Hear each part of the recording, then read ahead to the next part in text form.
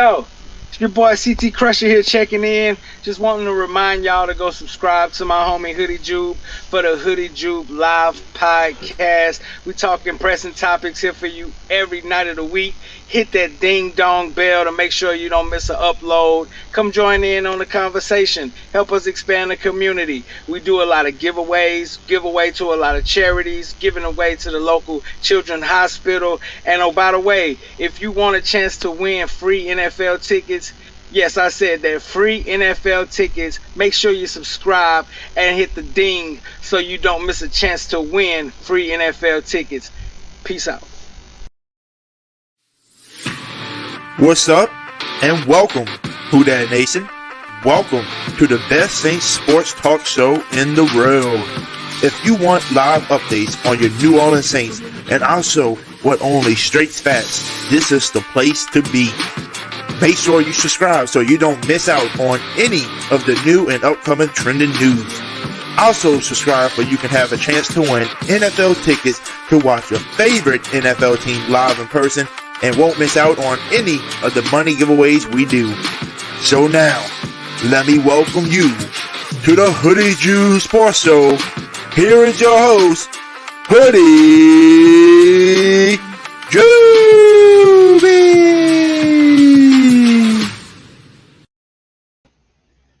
What's good, YouTube? It's your boy, Hoodie Jube, and we're back with another live podcast. And if y'all don't know, y'all will know.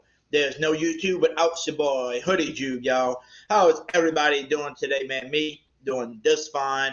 My day off, man, and I'm super excited, man, to have another Motivational Monday with everybody over here. And yes, after the Motivational Monday show, we will be having another show right after, talking about the Saints as well. So who that to everybody that is in here, man. Let's get motivated today. But I tell people, I can't have this show, and I can't, get motivated without my boy, the co-host. And yes, he is the host of his own show coming soon, Crushing the Discussion. You know who it is, man. My co-host, CT Crusha. Yo, what's good, everybody? What's good? Who that? I got all in y'all face. I ain't mean to do that. What's up? How y'all doing today? Who that to y'all, man? Peace and love to the chat. Peace and love to Hoodie. How y'all doing, man? I hope the weekend got smoother. Through the couple hours it's been started. Well, since yesterday. How y'all doing this week though? I'm doing good. I'm definitely doing fine. How about you, man? Man, I can't complain. I mean, you can, but the human element is to endure, right? So that's all you can do. That's what we do every day. That's what I'm doing today. Later on I'll ask for prayers for something that's going on in my life.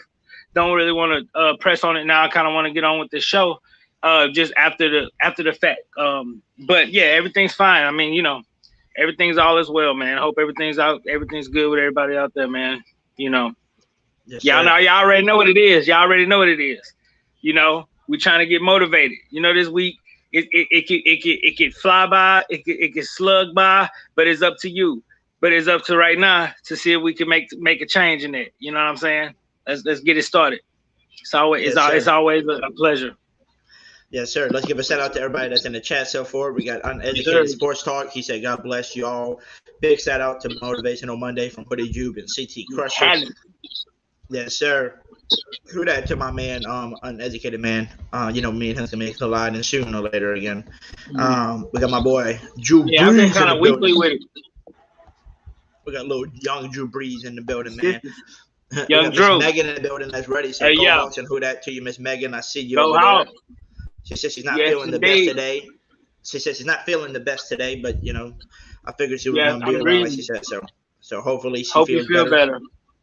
Instead, is it some bad weather over there or what? I don't know, but I hope she definitely feels better. Hope you feel better though, Max. Yeah, she'll tell her. Yeah. Hope you feel better. We also got Mr. Jerry as well. Who that to the OG in the building, man? Who that to you? OG, you already know what it is. We got Elite Goods in the building as well. Who that to you? We got Jamaica. Who that to you, Jamaica? Jamaica, back in the building. Who that to you? Much love to you. Young City Night Ward. Who that to you? Young City in the building. We got MJ in the building. Who that to you? What's happening, And man? let's see who else we got up in here. We got Eric Wallace. Who that to you? What's happening, Eric? And if I didn't miss anybody, I think that's everybody that's chat. I mean, we still got more people that's watching, but they haven't just commented yet. We got here we go, Brian. There we go, Brian Paris. Who that to you, Brian? What's up, Brian? But we're gonna get the show started, like you said. Let's get on to it. This first video that we're gonna listen to, my boy CT Crusha, forwarded it to me, and we wanted to share it today. So CT, if you'd like to explain, who this guy is, and what did you hear from this video that people are gonna be prepared to hear, and then we're gonna let them listen to it. Well, it's an awesome one. It's an awesome excerpt. It's a lot of ideas and a lot of concepts that's being spoken on. It's up for a lot of interpretation as well, which is one thing that after we listen to it, I would like some feedback in the chat telling me what you kind of got from what part of it, because it circles around a lot of things. It's not just kind of one topic, but it centers around your existence. It centers around you knowing your existence and just kind of moving on with life, not thinking too much about your existence, not thinking too much about your immortality, your fate, your future, anything like that. Pretty much kind of staying in the now. Planning for too much of the future can take you out of that. Living in the past can also not put you in the now. And it's all about the now. It's all about the fact that, like tomorrow never existed, because it never came. It's always here. And we just endure, but we just keep moving. And it's a brilliant writer. He passed away in 1973, I believe. You guys probably have heard of him. Brilliant philosopher. He used to go on tours and speak to colleges. His name was Alan Watts. He's a writer. He, like I said, he died in the 70s. A brilliant man. One of the a narrator of our time, just a speaker of our times, a philosopher of our time. That just a grounded person, very smart person, spiritual person, and it's a lot that you could pick up on. It's a lot that he says, not just in his excerpt, but in a lot that he says. If you guys ever reach out on YouTube to listen to him, it's very thoughtful. Like I said, thought-provoking. Not just one thing, but like I said, we can listen to it. We get what we get from it, and we can vibe out and bounce off of it and see what you got off of it. But I think it's a brilliant excerpt. I think it's emotional. And I think it's moving. I think it's moving. Yes, sir. And then we also got Trent Martin in the building. He said, "What y'all talking about?" Just to let y'all know, Mr. Trent Martin, all we're doing is I'm having our Motivational Monday show, so we keep everybody motivated, talk motivational stuff. We're going to talk some really good quotes after the videos we listen to. We got two videos, one by Alan Watts that he just said, and we got another one by Mr. Kobe Bryant, who everybody knows, the NBA legend who did pass away a year or two. So I think listening to these two different speakers today is going to help motivate some people, get their mind right and stuff like that, and actually see stuff from the other, from other people's perspectives. So that's what we do up in here. And that's always a good thing. And that's always the staple right there, is grounding yourself when everything's get haywire and you're confused and seem like it's chaotic. You gotta work on and focus on just grounding yourself and having that perception of you're okay and stability, because life is that perception after all. But this excerpt could speak a lot to that. You guys are here. Yes, sir. So we're gonna get started with the I'm sorry about my camera quality, by the way, today too. It seemed like it got some Vaseline or something on the screen. Yeah. So let's get this thing on the road. Yes, sir. Let's get it on the road, man. Yeah, let's mute our mics and get started.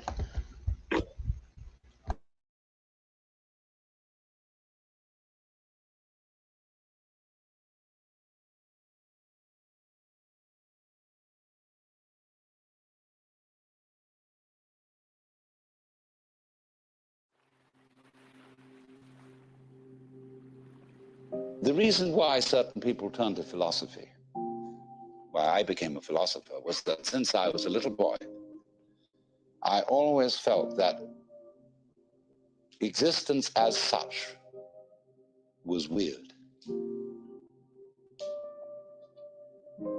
I mean, here we are. Isn't that odd? Of course it's odd. What do you mean by odd? Well, that's what's different from even. I mean, what's odd stands out. What's even lies flat. But you can't see the outstanding without the flat background. Here's the thing standing out. It's odd. Each one of you is odd. Strange, unique, particular, different.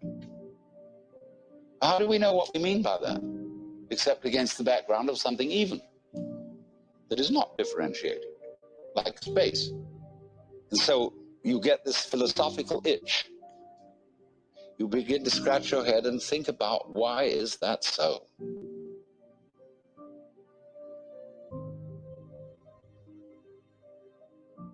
Well, after a while, you realize that's a meaningless question.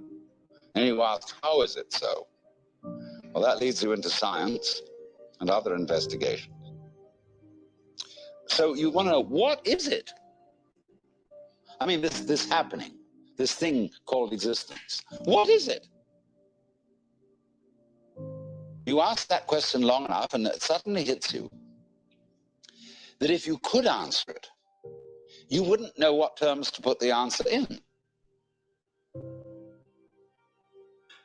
I mean, when we investigate the properties of nature, and we do get some answers, all the answers are in terms of particular structures, forms, patterns. And these can be measured, and their behavior can be predicted. But when I want to ask the question, what are the forms made of? I mean, what is it really? We can't think of any way in which we could answer the question, because we would have to have a class of all classes. When you ask the question, what? It's like saying, is you is or is you ain't? Is you animal? Is you vegetable? Is you mineral? Are you a Republican or a Democrat? Are you male or female? Are you a Christian or a Jew or a Hindu or what have you? We classify always to give an answer to the question, what is it?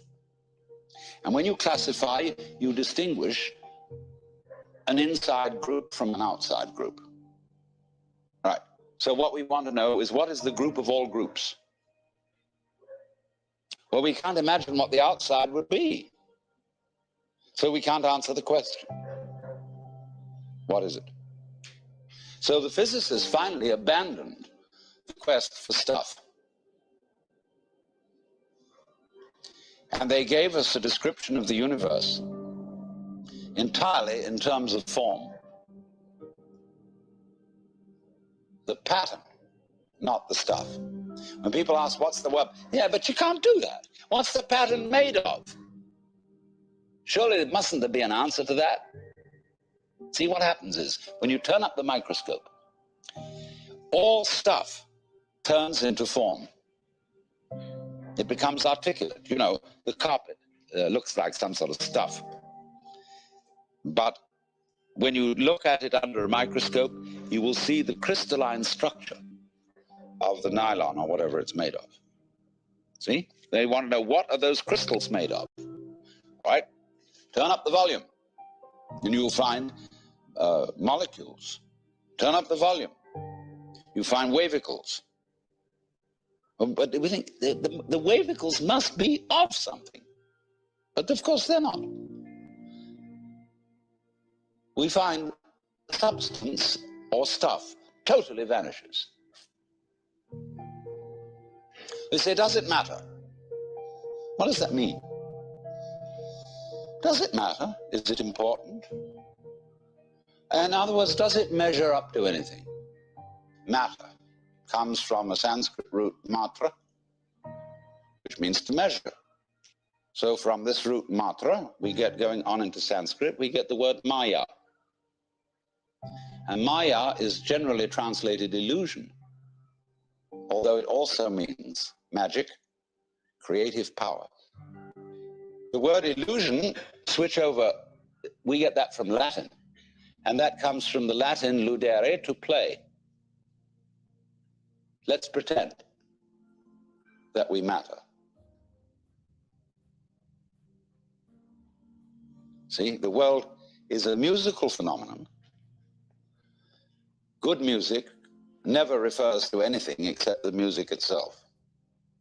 You don't ask Mr. Bach, Mr. Ravi Shankar, what do you mean by this music? What is it intended to express? Listen. That's the meaning. Giraffes are giraffing, trees are treeing, stars are starring, clouds are clouding, rain is raining. And if you don't understand, look at it again. And people are people. Wow. We notice that all these suchnesses appear and disappear. They keep changing. They come and they go.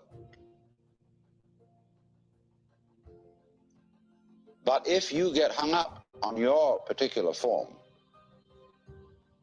I'll have to alter the language a little bit, because you see, your form makes a duality, whereas you are your form. You're what you're doing. Now, you think,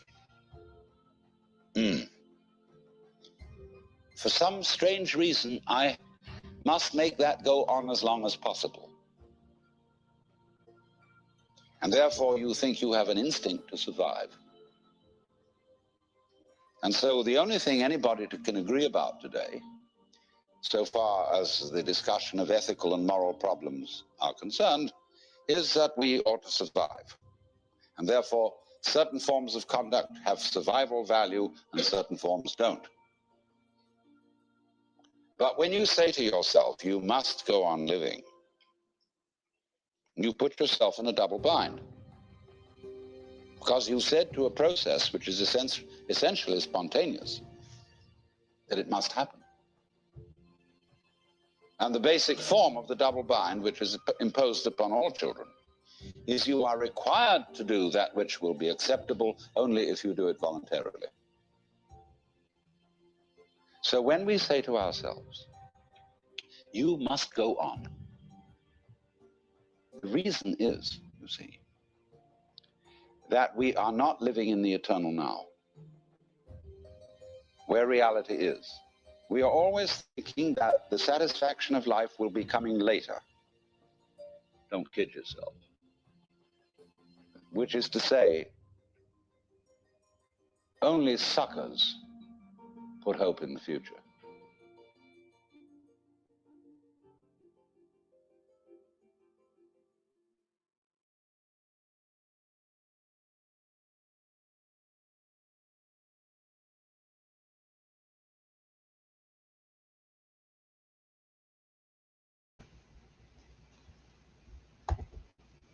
Alrighty, Crusha, you there?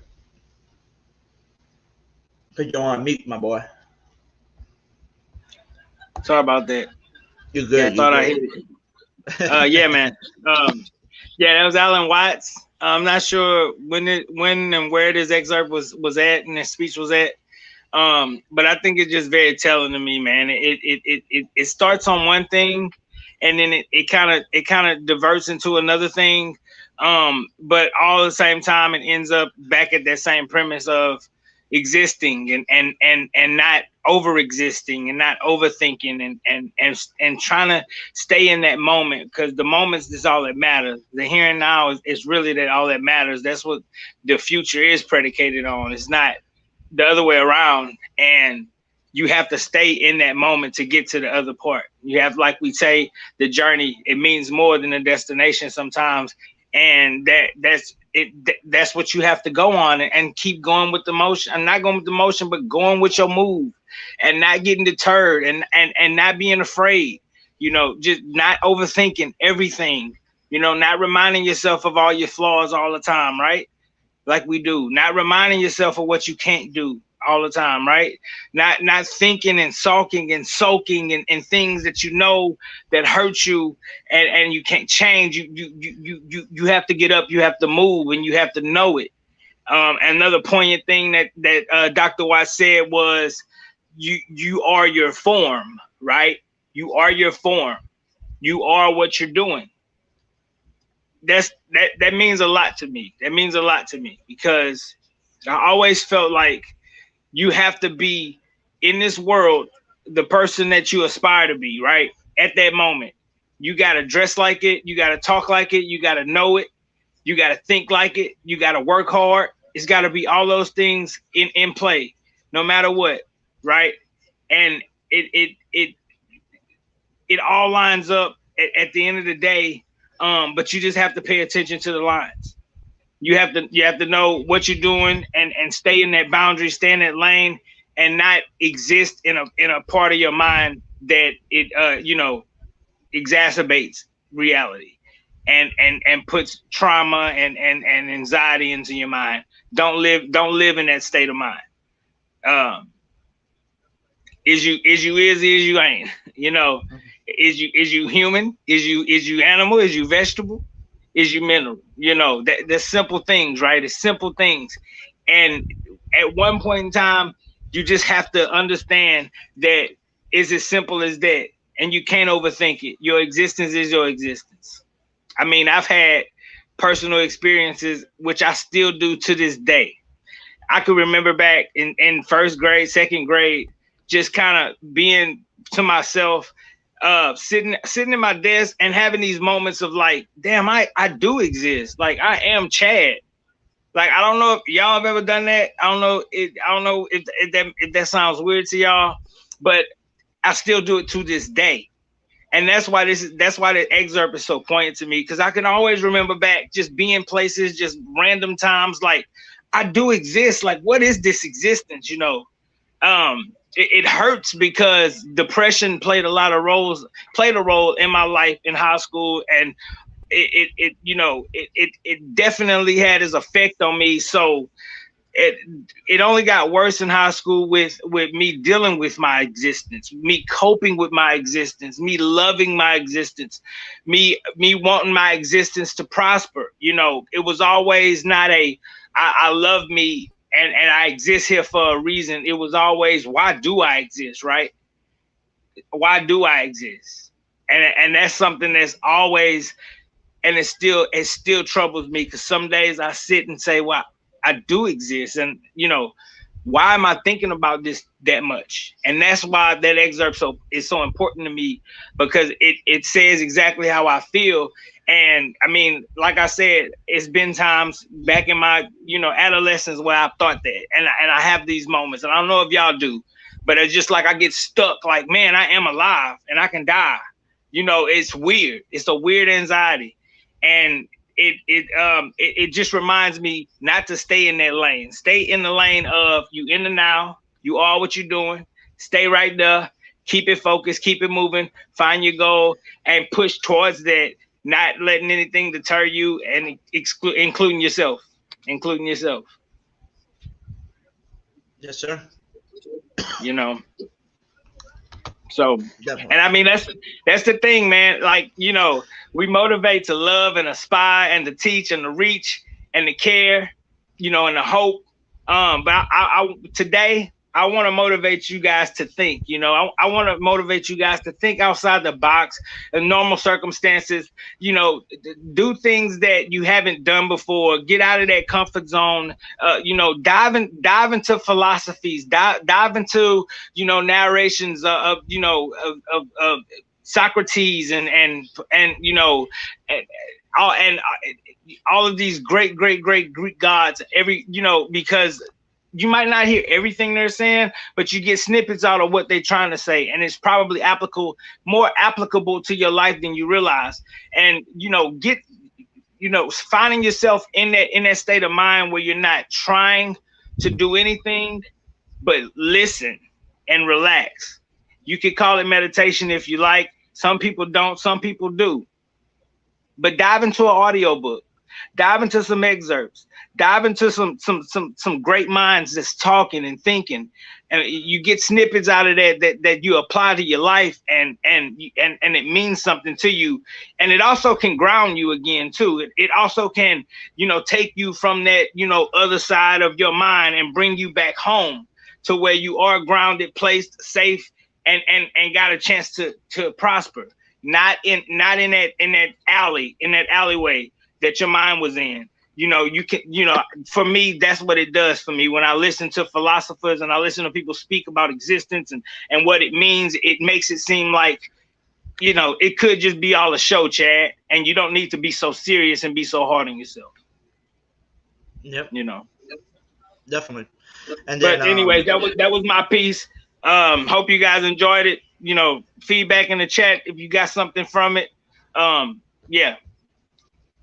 Yes, sir. And then we got the next video real quick, which will be the Kobe Bryant one. And then once we're done with that, we'll discuss that a little bit, what we get from that video. And then also we're gonna, go over the motivational quotes and stuff like that of the day, talk them, tell what we think. And then we'll open up the lines if anybody would like to come on, and talk a little bit with the motivational. And then after that, we'll end it and get our, Saints show on the way after that around, probably around 9 o'clock to give people time to eat and stuff in between and then go.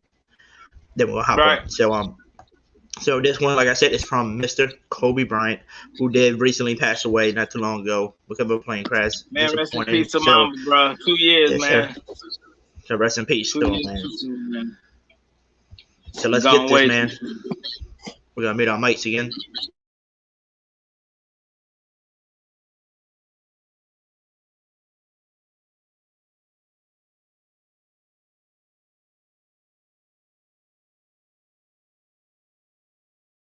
I had a purpose. I wanted to be one of the best basketball players to ever play. And anything else that was outside of that lane, I didn't have time for. There's a quote from one of my English teachers at Lower Merion named Mr. Fisk. He had a great quote that said, "Rest at the end, not in the middle." And that's something I always live by. I'm not going to rest. I'm going to keep on pushing now. There are a lot of answers that I don't have. There's even questions that I don't have. But I'm just going to keep going. I'm just going to keep going, and I'll figure these things out as we go, right? And you just continue to build that way. So I try to live by that all the time. At what age did that goal become crystal clear? I made that deal with myself at 13 years old. At 13 years old? 13 years old. That's the deal I made. Crystal clear about it. Crystal clear. And where did inspiration come from? The love of the game. The love of the game, the challenge. Like I would watch Magic play, I'd watch Michael play, and I would see them do these unbelievable things. And I'd say, can I get to that level? I don't know, but let's find out. Let's find out. And so that curiosity to see where I could push this thing led me down that path, I think. I had a summer where I played basketball when I was like 10 or 11 years old. And here I come playing, and I don't score 1 point the entire summer. Not a free throw, nothing. Not a lucky shot, not a breakaway layup, 0 points. And I remember crying about it, being upset about it. And my father just gave me a hug and said, "Listen, whether you score 0 or score 60, I'm going to love you no matter what." Wow. Now, that is the most important thing that you can say to a child. Because from there, I was like, okay, it gives me all the confidence in the world to fail. I have the security there. But the hell with that, I'm scoring 60. And from there, I just went to work. I stayed with it. I kept practicing. I think that's when the idea of understanding a long-term view became important. Because I wasn't going to catch these kids in a week. I wasn't going to catch them in a year. Right. So that's when I sat down and said, okay, this is going to take some thought. All right. What do I want to work on first? All right. Shooting. All right. Let's knock this out. Let's focus on this half a year, 6 months, do nothing but shoot. All right. After that, all right, creating your own shot. You focus. So I started creating a menu of things. When I came back the next summer, I was a little bit better. I scored. Yeah. It wasn't much, right, but I scored. This is 12, 13. 12, 13. And then 14 came around, back half of 13, 14 years old. And then I was just killing everyone. And it happened in 2 years. And I wasn't expecting it to happen in 2 years, but it did, because what I had to do was work on the basics and the fundamentals. Well, they relied on their athleticism and their natural ability. And because I stick to the fundamentals, it just caught up to them.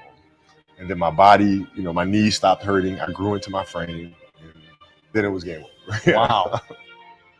Were you always competitive from the day you were born? You were super competitive?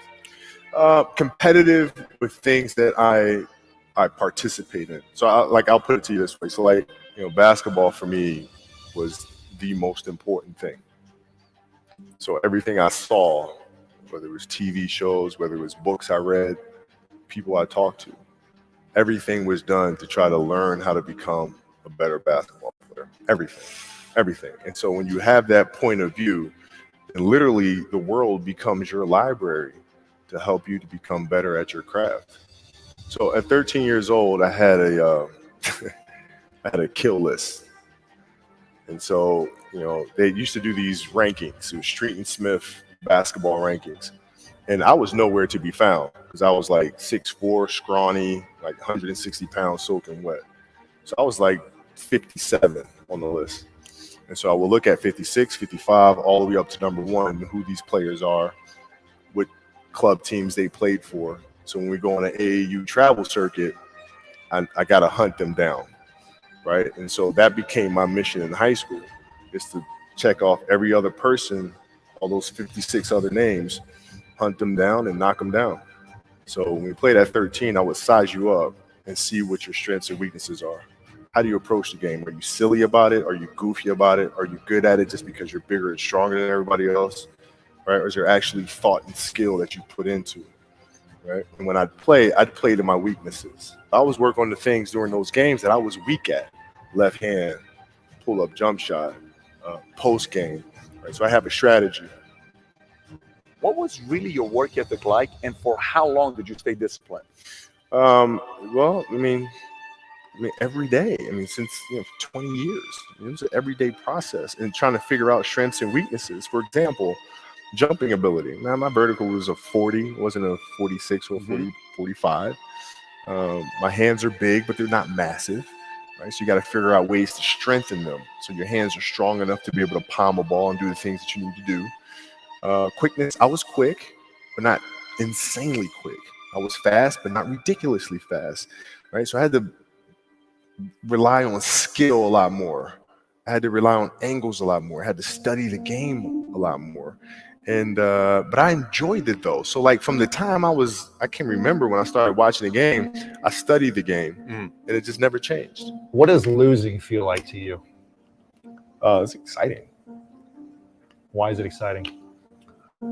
Because it means you have different ways to get better. There's certain things that you can figure out that you can take advantage of, right? Certain weaknesses that were exposed that you need to shore up, right? So it was exciting. It sucks to lose, right? But the hardest thing is to face that stuff. That's a really, really tough challenge. How did you get mentally and emotionally so strong where it doesn't bother you? Well, you got to look at the reality of the situation. Like for me, it's not, you kind of got to get over yourself, right? And then after that, it's okay, well, why did those air balls happen? Got it. I didn't have the legs. So you look at the shot, every shot was online, but every shot was short, right? I got to get stronger.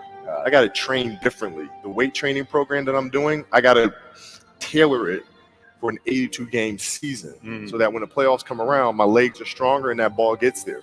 So I look at it with rationale and say, okay, well, the reason why I shot air balls is because my legs aren't there. I go, well, next year they'll be there. You have to do the hard stuff and watch that game and study that game to not make those mistakes over and over again just because you weren't brave enough to face it. So you got to deal with it. You got to deal with it. Face it, learn from it.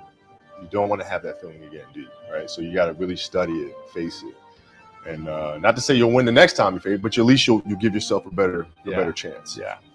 It's an obsessiveness that comes along with it. You want things to be as perfect as they can be, understanding that nothing is ever perfect. But the challenge is try to get them as perfect as they can be. And what can you do? It's in your control. So control what you can. You have this mindset, but how did you develop that? I don't know if that's what you call the Mamba mindset, but how did you develop that? And when did it start? It started in middle school and high school. Because a lot of the kids that I was playing against were inner city kids. Yeah. And so they're looking at me as if, okay, this kid's soft. They felt like they could try to be physical or try to intimidate me and do all this other stuff, which they couldn't, right? But now I'm saying, okay, well, you're trying to attack me. How am I going to attack you? How can I mentally figure out ways to break you down? How can I show you that, no, I have the edge, right? And so that's when it first started for me, is figuring out how to get the upper hand on an opponent that way. And what would you do to mentally break people down then? One of the things I would do is while everybody would be at the cafeteria work, eating and doing all sort of stuff, I just go back to the gym. And so that was my way of showing them, yeah, I may be from the suburbs, but you're not going to outwork me. Wow. Like I see a lot of players take vacations with other players that are close friends. And we'll just take vacations just to take vacations, or just hang out just to hang out. Like I never did that. Why not though? Why didn't you do that? Well, because when I retire, I didn't want to have to say, I wish I would have done more. I don't want that. I played games with the flu. I played games with 102-degree fever, man. We had a game against Toronto in 2000, and Vince was tearing the league up. My back was jacked. So I would be in the layup line like, okay, there's a lot of days where, you can rest and recover. Today ain't one of them. Your back can bother you any other day. That ain't bothering me today. He gonna have to see me today. You're playing against the Golden State Warriors. Score is 107-109. You guys are close to getting into the playoffs. You know exactly what happens in the game. You go up, you're about to take your shot, and then all of a sudden, boom, Achilles happens, right? Friend of mine, Nima, he is here just to listen to you. He played ball. And he told me, he says, Patrick, I don't think you understand. He says, when I tore my Achilles in high school, he says, 4 friends of mine dragged me to my hospital. I was crying from there straight to the hospital. He says, I have no clue how the hell this guy did it. He went and hit the free throws, and then you walked off the stage. How the hell do you tolerate that kind of pain? I use this. I tell this example, and I think this is the best way to explain it. You have a hamstring injury, pull your hamstring really, really badly. You can barely walk, right? Let alone play anything. You're at home, all of a sudden a fire breaks out in the home. Right? Your kids are upstairs, wife is wherever she may be, going down. I'm willing to bet that you're going to forget about your hamstring. You're going to sprint upstairs. You're going to grab your kids. You're going to make sure your wife's good. You're getting out of that house. And the reason is because the lives of your family are more important than the injury of your hamstring. And so when the game is more important than the injury itself, you don't feel that injury. Not at that time. I went in the trainer's room, my kids are in there, and they're looking at you and stuff, and I'm looking at them, and I'm like, it's all right, Dad's gonna be all right. It'll be fine. It'll be all right. It'll be all right. It'll be all right. As a parent, you gotta set the example. This is another obstacle. This obstacle cannot define me. It's not going to cripple me. It's not going to be responsible for me stepping away for the game that I love. I'm going to step away on my own terms. And that's when the decision was made that, you know what, I'm doing it. You got to lead by example. As parents, you got to lead by example. If you want your kids to do whatever it is they want to accomplish in life, you have to show them. You got to show them. The definition of greatness is to inspire the people next to you. I think that's what greatness is or should be. It's not something that lives and dies with one person. It's how can you inspire a person to then in turn inspire another person that then inspires another person. And that's how you create something that I think lasts forever. And I think that's our challenge as people is to figure out how our story can impact others and motivate them in a way to create their own greatness.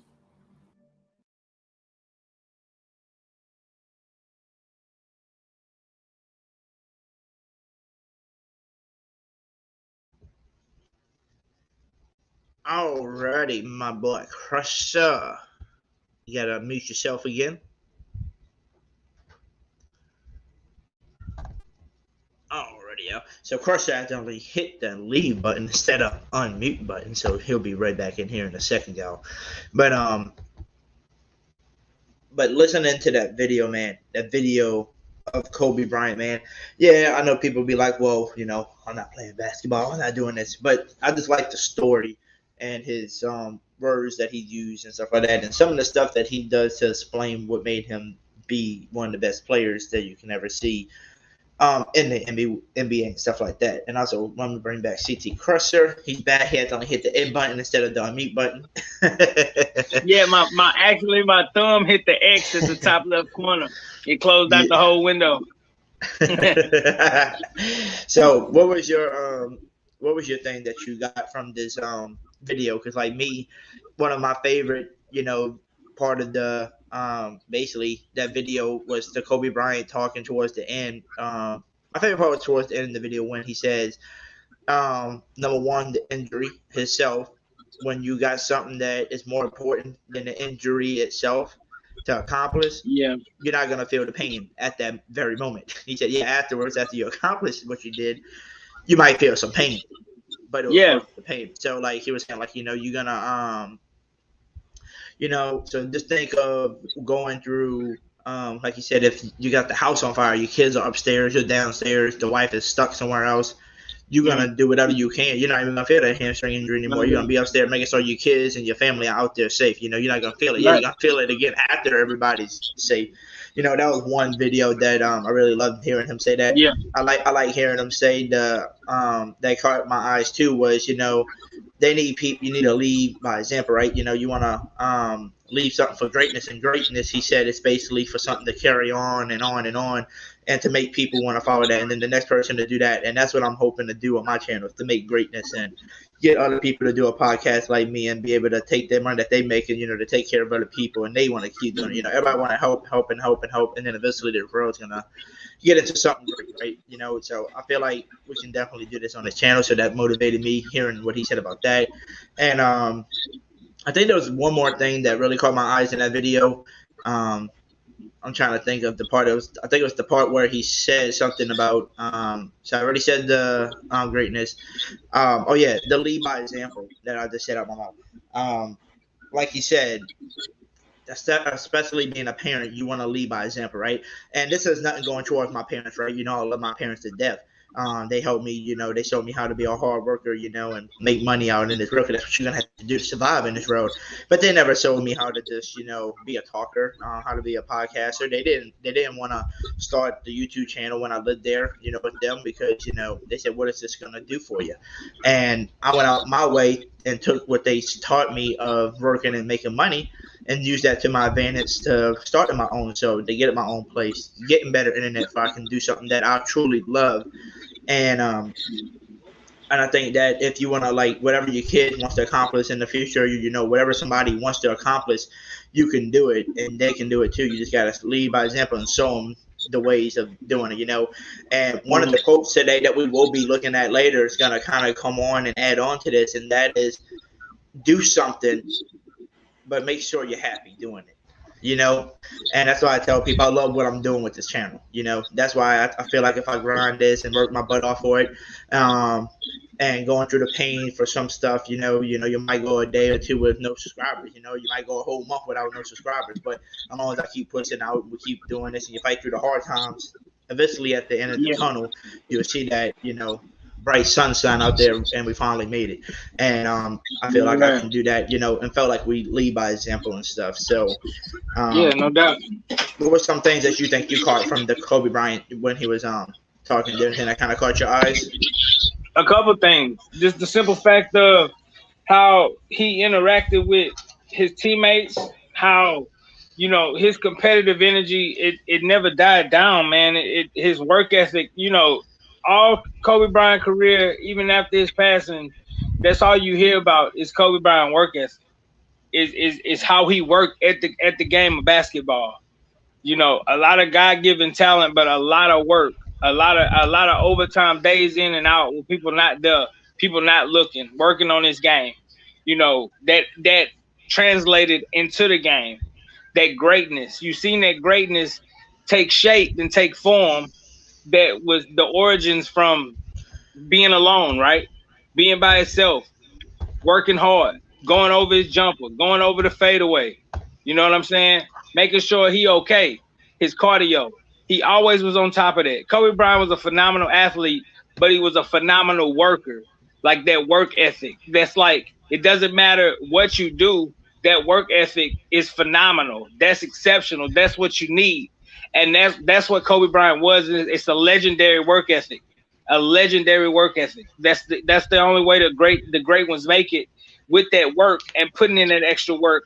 And another thing about the video that really kind of hit me is how Kobe Bryant really wasn't the one with the grandiose and the narcissism and made it all about him. I think he got a lot of that rap early in his career. I never was a Lakers fan. I think early on in his career with of course their success, the beginning of the 2000s, I looked at him like, too successful for me. I don't like him, I never, like I said, never was a Lakers fan. But in his later years of his career, just looking at Kobe Bryant play the game and some of the phenomenal things he did, getting the NBA championship again after all of that with a whole different team, just being the legend that he is, inspiring others. That's what greatness is. That's what he did. That's what Michael Jordan did. And how, that just circulates. And that means so much. That is what greatness is. Elevating people around you. And that's exactly what he did. Don't get me wrong. He's had his teams, that was tailored to him. And he had Shaq and he had the Robert Orrs, the Derek Fishers of the world. He had those assistant players, but he also was the playmaker to make his own shots. And he leaned on his teammates. Don't get me wrong. But Kobe Bryant was the actuator to everything, man. And it never stopped. It never stopped, even when people counted him out, And another thing about Kobe Bryant that I respect is that the early on with the scandal and all of that, when that died down, I seen the father he was. I seen how his children adored him. I seen how, his family may not be perfect. Nobody's perfect, but I respected him for reconciling his family and gathering his family back, not losing everything and moving on. And just, even in his later years after basketball, him being an ambassador to the game, staying around the game, helping his daughters out, helping his daughter's team out, helping his, daughter's teammates out, their parents out. Just being that gracious, benevolent, hardworking person that I should have gave flowers back to, way back in the day. But I'm so glad that I got a chance to have that perception of him, the right one, before he passed away. He's truly missed.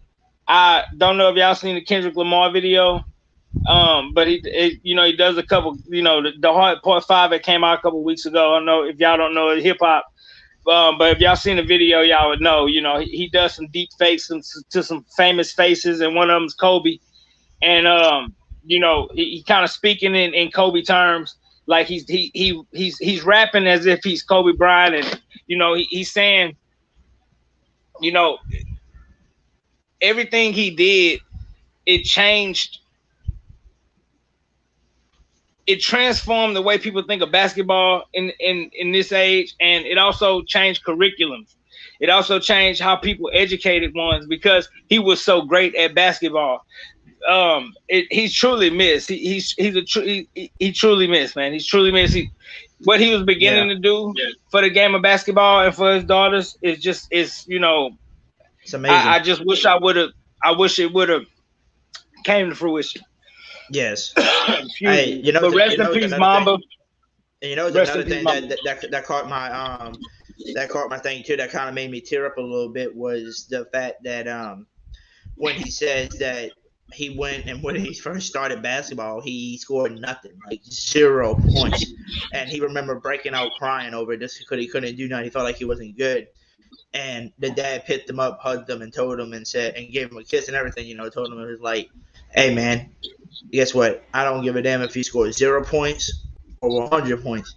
He said, I love you no matter what. And I think if a lot of these kids these days just got that much, encouragement and love just from their own people, and some support like that, I think more kids will succeed a lot. A lot of kids, a lot of parents think like, oh, my kid is athletic, and they just push them too hard to try to be good. And some people are too hard on them, which I totally understand. They want them to be great.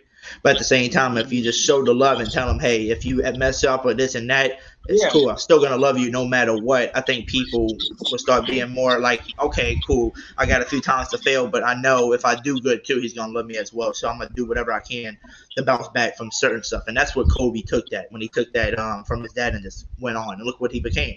So I think more people need more support. Like more people need love and support, and not just to say like, but just like our quarterback, Jameis Winston, right? A lot of people show him a lot of hate for no reason, but if people would just show people the love and give them the encouragements, even though they might not have had the best season, they know what they need to do to work on to get better, and we're gonna see if they can do that the next year or the next year, But yeah, you can't keep giving them opportunities after opportunities, but give them that little year, like especially the rookies. They on a 4-year contract, barely getting paid because they are a rookie, So that gives them chances to do stuff. So I think if people can just show love, show more encouragement, and just show support like that, I think a lot of people can go a lot of ways and accomplish stuff, like for real. Yeah, and it start early too. Like you said, when you get in children's life, you invest in them and invest in their goals, and really pick their brain with what they want to do. I know when I'm a father, that's what I'm gonna do. Like I'm a really pick their brain about exactly what they want to do, and just kind of just throw stuff at the wall to stick, right? And back them, just find a talent, find a gift, find a lane. But it starts early. That nucleus, it has to grow early. It's something that can't come along later on in life, because once that moment's over, to realize that, to have that confidence like young Kobe did, once that moment's gone, a lot of the times you don't get that back. All you left with is that, I'm not good enough, I don't do it. So that is so awesome because Kobe Bryant's dad was a competitive sucker too. He was the same type of competitive person, but for his dad to have that love and that compassion, especially at the game of basketball, and not drill that into him on that moment, knowing when to drill and when not to, I think that's precious, man. It almost makes me cry, to be honest with you. It does, because that's what a father is, That's exactly what a father is supposed to be. It's probably a lot of times where he got in his butt, It's probably a lot of times he's much in his face, But that compassion, sometimes that compassion is you got to know when and when not to. Show compassion and be there for people and be there for your kids. And that's a point in time, and like I said, when you're so young, those it's indelible. Those moments indelible when you're young. When you hit things like that, it's almost like you're getting a license or a certification of, self-love. I can love myself. You know what I'm saying? And it's important. Yep. It's important because you can't get into it. You can, don't get me wrong. It's harder to find yourself trying to love yourself later on in life. It has to start early. It has to start every day, and it has to be, almost indoctrinated into them. And I hate to use that word because it's such a dark term to me, but it has to be implemented into every aspect of their life, of just positivity, goals, having hard work, and being in a corner, holding them accountable, but being in a corner as well.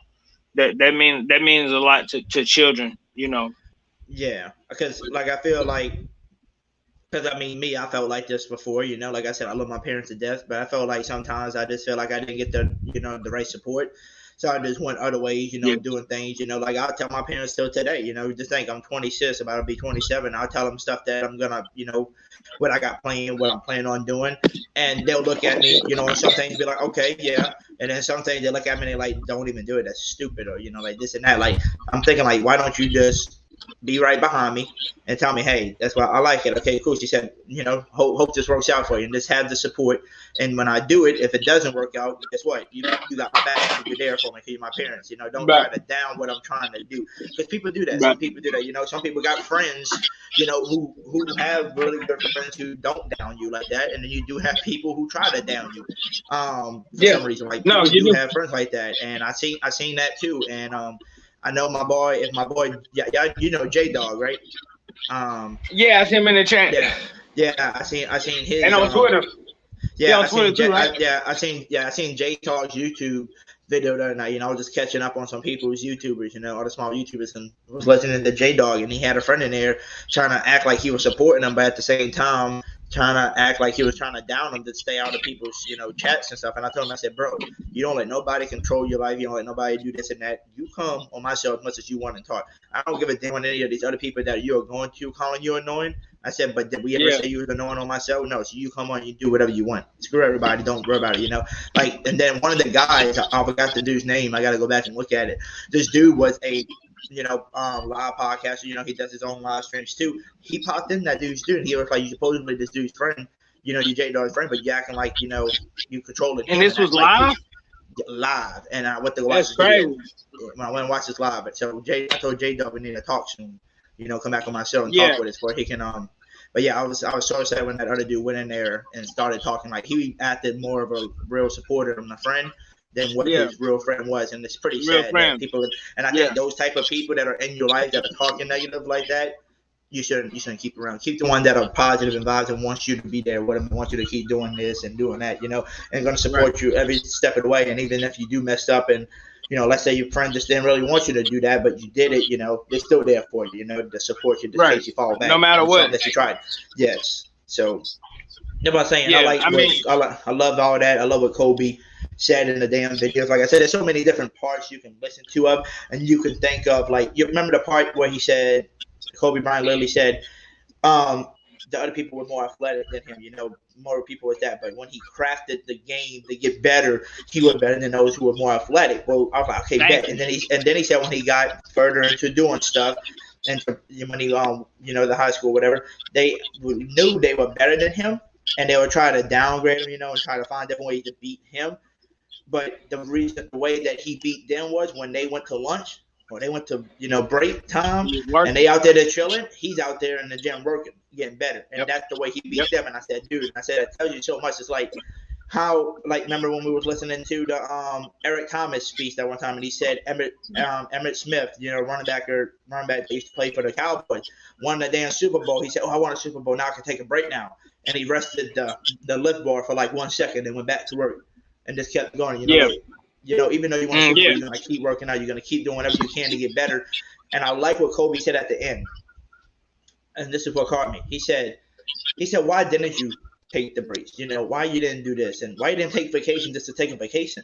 He was like, because I didn't want to have that saying I could have done more. He wanted to put it all on the line until he was done with the game itself, to where he couldn't but to where he know, hey, I can't do this anymore because I'm getting too old for this. And then he can do his vacation and enjoy his time.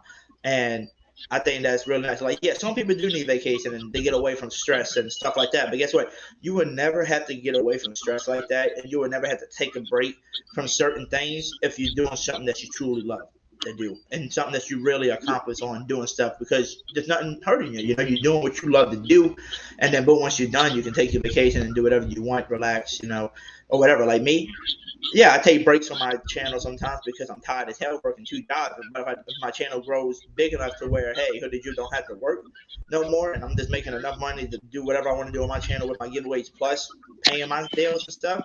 Oh, hell yeah. I'm going to be live every damn hour of the day. Every day I'm going to be every live hour. 24 hours, 25 hours a day. Be on Twitch. You know what I'm saying? So it's just like I said, you just got to do something that you love and that you want to do.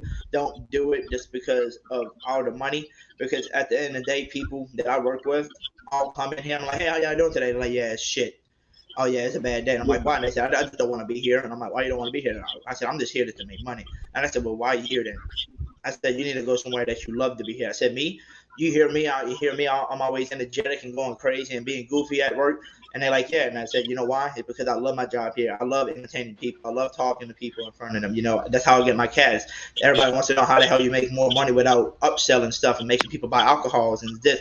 And I said, because I entertain. I do my job, and they see that I love it, and they want to help, and they want to pay those people that. They don't want to pay somebody tip money to somebody that barely does their job. They half-ass it, and they just there just to make money. They don't even give it. You're not even talking to them. You just, here you go, what can I get for you? Boom, and you're done, and you walk away. Right. If you can gain somebody's trust at your table and entertain them, they love you for that. I have many people before that did me so good, and they said, we love what you do. And I'm going to tell you another story, because another story happened the other day. I was serving on this family, and I was messing with the little daughter. I was messing with the mom, the dad. I was messing with them all, right? All at the table. We all was having a good time. I came back, after giving them the ticket and stuff, I checked them out or whatever. And I was coming back to hand him his card, and I see my manager at the table talking to him, right? So I let him talk, and I went back over there, and gave him his thing after. And he was writing everything down, the tip, whatever he wanted to do. And he said, hey, I wanted to let you know you deserve every bit of that tip. He said, by the way, I wanted to let you know also, we all going to subscribe to your channel as well, because I told him about it. So they did subscribe for me. And he said, also, we wanted to let you know, the manager that we had here, we just was giving you a great compliment, and stuff like that. And they said, look, we come here twice a week. We never had a problem with your servers here. They do their job and everything was good. But we never had a server like you that made us feel like we was at home. We felt so welcome. You was making us laugh. You were just there like if we was at home with some friends just talking and eating dinner with people. It was so much fun. And they said, trust me, you deserve every bit of that tip. And when I looked at the check, their bill was like, $56. So I'm thinking like, $20 maybe. Some people go out the way and tip you a little bit more than what you should. When you tip 20, that's usually on like a $100 ticket, right? No, the bill was only $56, and the man left me a $50 tip. Basically, blessings on blessings. You get what I'm saying? So like, I tell people, do something that you bought it all love, back, and you can make your money for it too. And if you actually put in some work, work like me, I'm working 2 jobs plus my YouTube.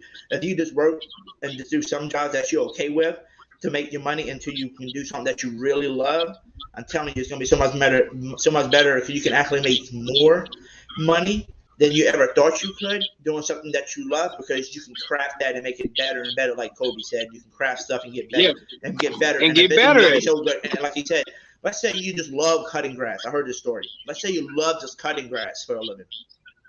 If you keep cutting that grass, you might cut it a different way to make it look more like you're more of an entertainer, while you're cutting grass. You might cut it so good where if you keep doing it over and over, you might charge $10 when you first start because you're new.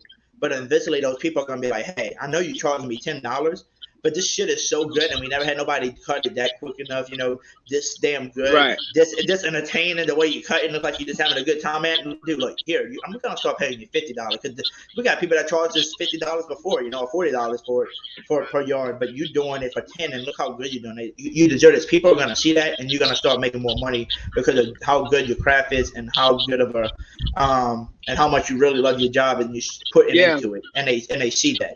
People really do see that, and then that's how you make your serious money doing something that you love. So man. Yeah, they definitely see that at the restaurant. Oh my God, yeah. Your patrons definitely see that. They don't want nobody that's flat and despondent and monotone, come and wait on them. That's not, alert, not going back, not double checking, not being courteous, not being cognizant of them, not being entertaining in a way, not having that showmanship. Almost just that, not even a showmanship, because that ain't a front for you. That's who you are, and you love to conversate and you love to be in that lane, and that's what happens when you love what you do. That's why I'll always say that the passion is over the payment, and that's what it is. Once you find a passion, that's what will get you through your life. You can't find the money and that's not your passion, it won't last, because money don't last. And just think it is, and it kind of goes into what you're saying. Just think if this world didn't have the thing called money. What do you think if money never exists and you just had to do something, right? Are you doing this because you love it, or are you doing it because they might? No, people are doing it for money because they having to make a living. If you didn't have to worry about paying nothing and you had no money wasn't something, you just did it because you loved it. This world, everybody be doing so many different things that they doing right now currently instead of doing it for money. And some people might be a nurse and all that because of the money. Why? Because trust me, nurses and doctors make shitload of money. But then some people do the nursing and all that because they love saving people. They love helping people. They love doing stuff like that. So you see what I'm saying? So like I feel like you only get better at what you do. You only get better at what you want to get better at. You only get better at the things you seek out the improvement on, the things you confront. Just like Kobe was saying, just like Mama was saying, you got to confront those things. You got to work at those things. You can't just put them on the back burner and say, okay, I'll deal with it later. You got to look at these flaws right now. You got to look at these characteristic flaws right now. Take that self-inventory right now, not tomorrow, not later on, right now, every day, to make sure that you on point. Make sure you didn't harm the rest of your life today. Make sure you was conducive today, right? Make sure you did what you said you was going to do today, right? That your constructive formality of life, that you stay on path. And that's the point. That's the point of it. And you know, it gets hard to some people that have mental illness because they feel like they not good enough, that they don't have the talent or the work ethic. And that's just it's a mind game, and you know, it's harder it's harder to get out of when you feel that way. So I feel for people that way. I'm once sometimes like that myself. I can't get out of my way, out of my head. I'm not good enough. I'm not well enough. I can't do this. People don't like me. They don't really like me. My channel wouldn't do good. People wouldn't tune in. I'm not, whatever, because that's that, that it always wants to nag and tell you what you can't do, bruh. And it's gonna be there. It's gonna be there. It's human nature. It's human nature for you to have that in your head saying that. It's testing you in a way. It's making you alert. It's making you stay on point, knowing that at any given moment, what you're in pursuit of can vanish. So you got to work at it and try to get it, man. You got to try to get it and got to work hard at it. And YouTube is a lane that I want to go down, and I'm being low key and kind of drawing everything out, and a slow roll out of my just my everything, because I just want to do it right. I want to do it right. I want to come correct. I want to come with respect. I want to come with the love, but I want to come with how I want my channel to be, for a long time. So that doesn't just happen overnight.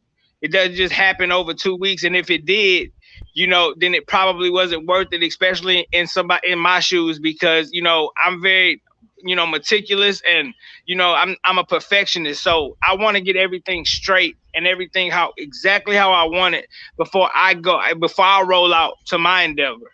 Cause that's how I work, just kind of, calculate it like that. And, but I got to get better at it. You have to get better at it. You got to work at it. You got to think of things that you want to say. You got to think of things that you want to write, the research.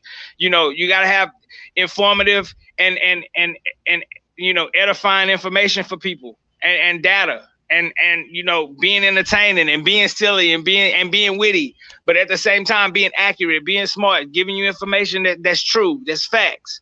And I want to get better at that. I want to have better orating skills. I want to have better details of games, or details of plays, of things that went wrong on a game, and correlating it back. And I want that. It all takes a time. It all takes time for you to come full circle with your mind and what you're thinking. And don't get upset with your mind, and don't get upset with your plans because it's not happening today, or it didn't happen yesterday, or it probably won't happen tomorrow, right? You got to know that, stay with that every day, no matter what it may be doing, or no matter what you may think of it. You know what you want from it, so you stick by it. It doesn't matter the outlook look bad, good. It doesn't matter. That is so inconsequential to the simple fact that you got to keep moving forward. And I'm under the belief of, the best content, it probably will be the best channel. The best channel probably to make most money. But at the same time, I'm not even thinking about a profit. I'm not even thinking about lucrative deals, anything like that. I'm thinking about the content. I'm thinking about the joy of it. I'm thinking about the information, the channel, how fire the channel is. Not how much money the channel can make, how fire the channel is. Because if the channel fire, is gonna break and it's gonna blow. So that's how you have to look at it.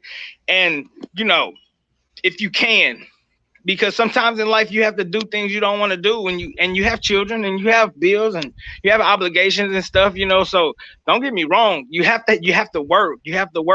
I've just always, endorse people to want to do what they love and really seek that out if they have a chance to do that. Really seek that out, really take the time to really try to find that passion.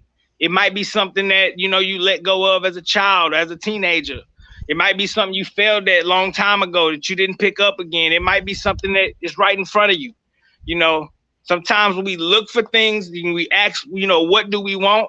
And we keep looking for it and don't realize it, that we already have it in most of the cases. That's why we are always looking, because it was here the whole time. It's here the whole time. So, man, I just love, I love Kobe for he's just had that passion. He just had that passion, that fiery, magnanimity to him, and he just always rose to the challenge, bro. But he always was just a stand-up guy. And again, bro, rest in peace, Mamba, bro. It also remind me of something. It remind me of Nipsey Hussle too. Yeah, Kobe remind me of Nipsey. Hey, just to let you know, we do have King Nep on here with us, man, our boy Nep. So I want to what get he do? Okay. Nep made an intro, dude. Monday live and in effect. Happy Motivation Monday to everybody. What's good? Nep made a surprise entrance. I had to, man. I you guys are always Last speaking call. facts on Mondays, man, and I just wanted to touch on the fact real quick, man, before my my next cut. I just wanted to say, man, you guys have to invest 100% in yourself, because nobody else will. You know what I'm saying? You said that earlier, and that's very true, man. To the people who do doubt themselves, man, surround yourself with people, like-minded individuals who want to succeed as much as you, so that when you do feel like you're coming down, you do feel like you're discouraged, you do feel like you're doubting yourself, you have those people to pick you up, and those people are right here on this podcast for me. So just remember that that's very important, man. I love all you guys in the chat. Continue to support, man. This Motivation Monday is always an episode I look forward to, and I hope everyone else does too, man. You guys do a great job. I love tuning in, whether I'm working, whether I'm cleaning, whatever it is. I love tuning in. I might not be in the chat, but I'm definitely listening. So much love to y'all boys, man. I'm gonna hop out. I'm gonna be there though. Tuned in. Keep doing what you're doing. Much love. All right, my boy. All right, yes, y'all. sir. All right, Who that, man? Love you. Love you now. All right, that was my boy King Nep. Definitely, just speak some facts. Like he said, you always want to surround yourself with people that make you feel motivated and stuff like that. Like I said, just in case you ever feel down in life, you have those people that lift you. Instead of just having people that don't give a damn about you and just want to push you down to the ground. That's why I tell people you don't want to put those. And a lot of people ask me about different life. They ask me about different people, like, why you hanging with this person, right? It don't seem like he supports you. And I said, oh no, trust me, they support me a lot. Like, they do a lot of things behind the scenes that you don't see. It's just some days I know, being their friends for years, knowing what type of person, they might not be like me, where they can easily hold in their anger like me. And they might take it out on me by accident, but not in a full way, because after they do it every time, they do apologize and they do hold me up, by the way, too. You know what I'm saying? I just know how certain people can hold up to. Like, a lot of people know they can go off on me sometimes and then come back to me, because they know I'm not that person that's just going to close the door on you. And they know at the end of the day, they really didn't mean it. I know that. I can take that. Yeah. So that's why I have a lot of good friends. I got friends who don't go off on me, and I have friends that do go off on me sometimes, but then they apologize, and we all good at the end of the damn day, right? So, So I just wanted to let that know, too. We also got Miss Megan in the back. We're about to bring home on in a second as well. But we got something from Mr. Derek L's wife, Dr. Gwen. She said, everyone has a spiritual gift that God has bestowed upon them. Hoodie, I believe your spiritual gift is that of service. You generally serve others, and God bless you to be a blessing. Yes, ma'am. And everybody does. And like I said, everybody's got that certain type of gift that they can do. And I'm not going to lie to you, I think a lot of people don't use the gift that they have to the advantage that they could to help change this world, and people don't see that. Some people got other stuff in their life and got gifted stuff and they don't see it. Like, I don't know if y'all realize, I don't think people realize this, and not to say anything and, say this to any bad direction, but like I said, people who are born with, being Down syndrome, right? Kids with Down syndrome, you know what they use as their gift? You know what Down syndrome is for them? It's to cheer us up and to make us smile. You know that? At the end of the day, they come out to you, they want to hug you. They love everybody, no matter who you are. They don't even know who you are. They love you, though. They show love to you, That is what's cool, and that's the gift that these kids with the Down syndrome get. They show love and affection to people. That's their gift. And some people, will look at it and be like, he's got Down syndrome. But if you notice, they got kids that have Down syndrome out there who are very smart in this world, who are getting paid a lot of good money with their jobs and stuff. They didn't let Down syndrome stop them. And guess what? They still love him too. And they still show that fact. So anybody's got a gift. But some people don't see their gift and they don't use it to their advantage. They just don't even see it. Like I said, my gift that I got from God was like literally what she said. I show love, I care, and I help try to serve others and help other people get better. And I use that to my advantage. That's why I made my own podcast, to talk to people, to give y'all the most exact facts about football, and also to start a Motivational Monday show as well, just to help anybody that does need help. And I don't know if you've seen in the chat, we had Brian Davis in here. Brian Davis put in here, he said, I really needed this Motivational Monday. So Brian, we all did, man. We all do. Yep. That's why we do it. That's why we intended on doing it and having a podcast about it, because it's the beginning of the week and I know we all could use some motivation. We all could, ground our bases here and, come to our senses, get right. Yep. Get right. And that's why we do it, Brian. Every Monday, man, every Monday,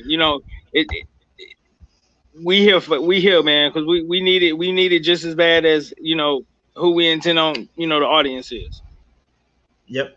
And just think of it too, like people said, you might be going through a rough day. You might be going through a rough situation on certain things. You might not know how to handle it. So that's why we say surround yourself with people who are willing to help you through those things. Don't hide it from people. Don't hide it from one another. I feel like if we all just honest with each other and we all help each other, everything will be so much better. You won't have that stress on yourself. And I think people just need to start looking into the mirror too and be like, look, I feel like I got this tough, thing going on. This hurts me a lot. But some people don't really look into it and see that people have it worse than you. Some people are out there dying, fighting for their lives right now. And you got to be in your shoes right now, just having a bad little situation that might have just happened, knowing that they're not fighting for their life. They're good, So that's why I tell people, like I heard this video before and I said it before on my podcast. They've got people who are in that grave that are passed away and dead that would love to have, another chance in life and would deal with any type of situation you are in right now just to have one more chance at life, And like we said before, remember we said it on the podcast before too. Remember we said it on the podcast where some of us hate the gym. We think the gym is like it's like hanging with the devil, because it makes us tired of working out when you don't like it. But some people see it as a heaven because why? That gives them another day to live. Because somebody almost died for, they said if you don't start working out, you're gonna die soon. And what he did, started working out, and he got his life back. So that's what I'm saying. Like people don't see what type of situation people are. Some people think they're really in a bad situation, but if you look around and stuff, so let's think of this. And this was a really cool thing somebody said before, and I didn't show it on my podcast, but I heard it on a video before, like a motivational thing. He says, if you think you're having a really bad day because of something, right? Like something, just a bad situation happening, you thinking you really having this bad situation, right? He said, go take a look. Go drive to the nearest hospital that you live by, or children's hospital nearby, right? Go to those things and just walk down the hall and see what people are dealing with. And it's going to definitely make yourself think, maybe my situation that I'm having right now that's making me feel bad ain't as bad as what I thought, Yeah. And you can look at it too. Like you can just drive past the graveyard and be like, damn, I'm having a bad day right now. And then you can pass by the graveyard and you'll see the little tent set up, right? And now the family's out there burying their people, and you see the people crying outside, right, of the funeral home. And you look, okay, well, my day ain't that bad. Their day's worse because look at them, they having to bury a loved one right now. So just look at what type of situation you're in, see if it's really that bad of a situation, and if it really is bad where it's gonna affect you. Like I said, just hit somebody up that you know that can help you. Don't hide it. So like I told everybody before, I had a good friend that I used to hang out with in junior high. Before we separated, to go to different high schools. And his younger brother held everything from her, acting like he was good, acting like everything was okay, but hid the bad side of stuff that happened, and eventually, died. Killed himself. Nobody told him. Like nobody knew until he posted the video that, hey, I'm right here. This is my location. I'm about to go. And by the time they made it to that location, he was dead. And it's sad. So like I said, don't hold anything in. Don't hold anything in that you feel like if it's gonna be threatening. And that's what I like to tell people. Just ask us. Like if you gotta even ask me for help, ask me. Don't be afraid. Like I said, I ain't no damn doctor, but I can do whatever I can to help you till you can find somebody that can actually help you. So yeah. Feed your mind. Feed your mind. And starve everything else. It's a little saying that I say. It's just how I am. I have to starve my hopeless and feed my focus. I have to starve my hopeless and feed my focus. I have to reconfigure that every day and readjust it to that day and keep it pushing. Yep. Keep it pushing. And then before we bring Ms. Megan on, I want to read this last comment down here by Eugene, and I'm going to say something off of this. Eugene says, I live right across the street. He said, I live right across the street from a huge cemetery here in Philly, fam. Your words just brought me some perspectives. Who that? Because just think, if you, like I said earlier, if you really think you're having a bad day, just walk over to the cemetery. Walk over to that cemetery. Look at it. Look at all the graves. Look at all the people that are getting buried at the time, right? Look at these families crying, and you look at it and be like, my shit ain't that bad as I'm thinking it is, because these people just lost their lives. They just lost a loved one. People know how it feels when they lose a loved one and stuff like that, and it's not the same, but people are having it worse than what you think it is. And you going through this tough time thinking it's a bad thing, but you taking a look at that graveyard or looking at the hospital and seeing what these people are going through are going to make you look at it as okay, it's really not that bad. And you know what I can do? I'm here for a reason still. I'm still here on this oath. I can make this a better day now. I can make it better. I can make my life. I can change that, while these other people can't change it because they dying. They in the graveyard. They dead. They can't change it. You can't. But right now, you do have the opportunity to change, and it only depends and rely on you. And like we can do, we're about to go over some quotes. I'm gonna bring Ms. Megan on as well right now, all the way from Australia, and I'm also gonna put on some of these quotes. So we're gonna go over the quotes with Megan as well. So. Hoodie, how you just doing, before you, Yo. Hey guys, sorry, I'm staying off camera because I look like crap because I have a really bad sinus infection. Can I just add one point to what you just said? I do too. That's why I opted to get off camera. What you just said, Hoodie, about yeah. As you know, I've heard in the last few years quite a few people commit suicide that are close to me. At last count, I think I'm up to 5. Yeah. What you said about going to the cemetery and going, oh shit, my life's not as bad as I think. That can be good and bad. I think for me, as you boys know, and most of the chat know, my dad died suddenly 5 years ago, and he was in the ICU on life support for 3 weeks, and he was in the last bed. So you basically had to walk right the way through the ICU to get to his bed. And, I'd sort of look around and say good morning or afternoon to families, and you get to know at bedsides. And, yes, some were worse than others, but we were all on our individual journeys. Now, my journey ended up with me being able to bring my father home and have him die 4 days later. I see the lady who was in the bed directly beside him. She survived her incident, and I see her occasionally, and I remember the first time I saw her after Dad died. It's like, why are you still alive when my dad's not? That first reaction. And then it's like, well, isn't she lucky that she is? You know, but I think comparing where you are to others, yes, you know, I had to go to a funeral yesterday, which is another reason I'm in a bit of not a bad mood, but a low mood. And you start hearing the life story. Like, it was only the ladies whose funeral I was at, was only an acquaintance. I knew her family, but I didn't know her brilliantly well.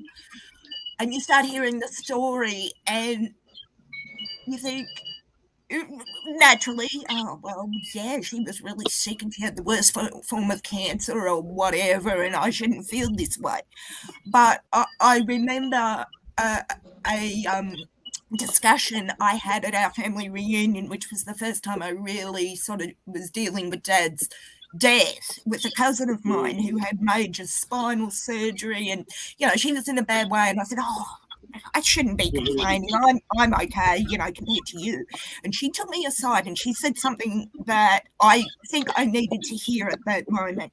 She said, yeah, my surgery was bad and I'm in pain. Yeah, okay. Your father, who was the first love of your life, who all men forevermore shall be compared to, has just died. Do not compare yourself to me, to anyone. Because I think we sort of get into, I mean, I was told all the time, there are people worse off than you are. And that is true. But that sort of lessens what I'm going through, what Crusha's going through, what Hoodie, you know, anyone is going through. And that's wrong. That can be quite toxic, minimize it. But at the same time, you don't want to wallow and dwell in it. You want to say, okay, yeah, it's bad. I have two choices. I can wallow in it or I can get on with it.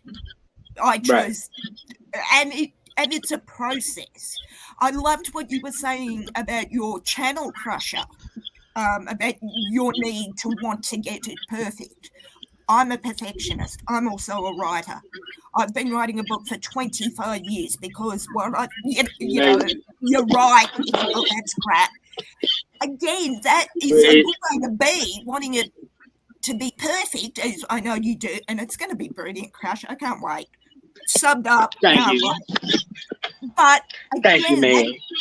That can be quite destructive as well, and I've had to let that. It can be.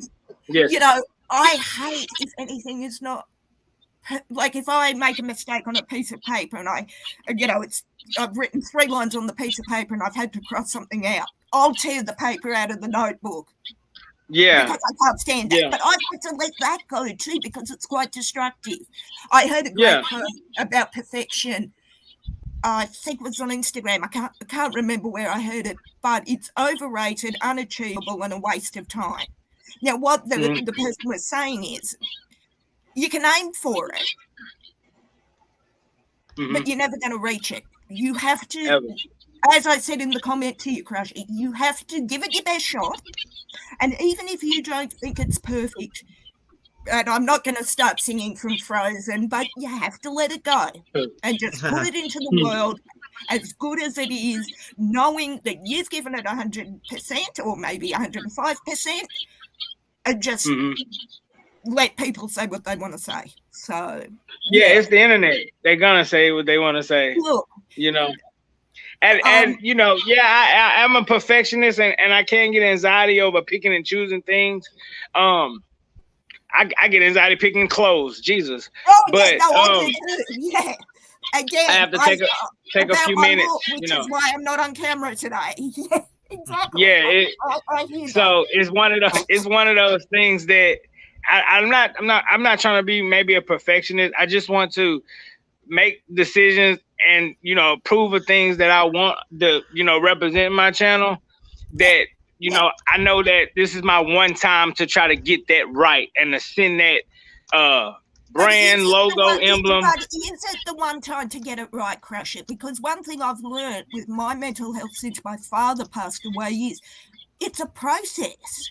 You may not get it right first time. Okay, that didn't work as well as it's. I thought so. Yeah. Yeah, I liked it. Okay, feedback people didn't. I'm a Toastmaster, so I'm in Toastmasters International, the public speaking organisation, have been for 15 years. And we have a process. That's why I can see why. We have a process when someone gives a speech called an evaluation. So what that is that Crusha gives his speech. He's poured his heart and soul into his speech. I'm his evaluator. So I'm listening to the speech, I'm watching him give the speech, and I give feedback on it. It is not criticism. Crusha, that's up. Never stand up and speak again. It's more, hey, Crusha, I really got your speech because of this, this, and this. But this, and this, I feel that you can improve on. It's an opinion based on what I saw. Then then you take it back, you read the evaluation that I will have written out and go, yeah, okay, fair point. I like that. I'll try that next time. Or, nah, I'll improve, but I won't. I'll read this and take it on board. And that's what life is, as far as I'm concerned. Yeah, it is. You evaluate it and you improve, or you don't. But yeah. And you so right. And I appreciate that perspective again on that. Because it solidify that thought of you not having to, try to do too much and thinking too much and just kind of staying in the now. And I think with the process of what I want to do with my channel, that's exactly kind of like what I'm doing now is like staying in the now, because it is more, of a process of what I want to go through before the channel and paying dues. Look, Crusha, I get that you want it to be perfect, or as close to perfection that it will be, whatever that is. But you can watch it. My father, God bless him, I love my father dearly, even now. He was a perfectionist. His mother was, his father was, so on and so forth. I remember my aunt saying my grandmother, when we would visit, would work herself into a breakdown because everything had to be clean from head to toe. Yeah. The good china had to come out. And it's like, because he was a perfectionist. I've had to let a lot of that go because that leads to paralyzing migraines and put me into bed for 4 days, Oh, yeah, no, and definitely. It's hard to let it go when it's so ingrained. I'm 46 in December, 4 months younger than the Lord. And when it's that ingrained in you, it's not just, I'll wake up tomorrow and I won't do those destructive habits. I was in therapy for 3.5 years trying to undo it. I don't know. I mean, it's still hard. But for my health, well-being, and the well-being and health of others around me, you have to let it go as much as you can. Yeah. I'm not saying you have to cut the cord and be free of it in one go. But I understand what you're saying though. Being focused, but not being so feverish about it. Yeah, and that the font, and it's like at this time. Yeah, and at this time, it's like it's really no rush. It's really no reason to rush into what I want to do. So I'm just kind of biding my time and getting everything together. And but that is me kind of doing it in a process that I know I'm comfortable at. This is what I want to do, and I just want to move forward, move forward in like that. But people will always criticize you, no matter what. It's the internet. Yeah, exactly. It's the keyboard warriors, and it's the internet. Yeah, and choices. Like me, I was on Brandon's stream yesterday, and I'd just been to the funeral, so I was already emotional. We had one troll, because I'm a mod on Brandon's chat, that was really getting to me, and I don't boot people as a mod easily. When you're on edge and someone just looks at you sideways, you want to lay them out. Not today. Yeah, it's like, really, Bo? Because he started making fun of my friend who died. And I'm like, you don't even know this person, you idiot. So Yeah. See, that's the internet. It comes on with another account. Oh, you can't block me now. It's like, really? You know, and it felt so good. It felt so good. But yeah, cathartic. My advice is you just, as long as you know you've given it 100%, which no doubt, Crusha, you have, what more can you do? You know? Exactly. Anyway, sorry, Hoodie, I've rabbited on a bit there. Sorry. But yeah, and I, you know, I don't, because I do want to do things the right way. And I feel like what I'm doing now, in the direction, in the pace I'm moving at, I think is the right thing to do for me right now. Yeah. Kind of cooking it up. Yeah, and it's a wonderful process too. It's not, you know, don't think that this is some nerve-wracking thing, or, you know, I'm thinking all of these things, or I got, you know, a plot chart map string thingy like Charlie off Is Always Sunny. Like, no, I'm not that chaotic, you know, in my thoughts. It's just I'm starting my YouTube channel when I'm in Seattle, or actually in LA, and I've already got pages of lists. You know, check off the list, but do whatever works for you, I think, Crusha. And if it takes 6 months to be ready, it takes 6 months. As I said, I subbed, I think from Hoodie, you dropped the link or something, and I subbed straight up.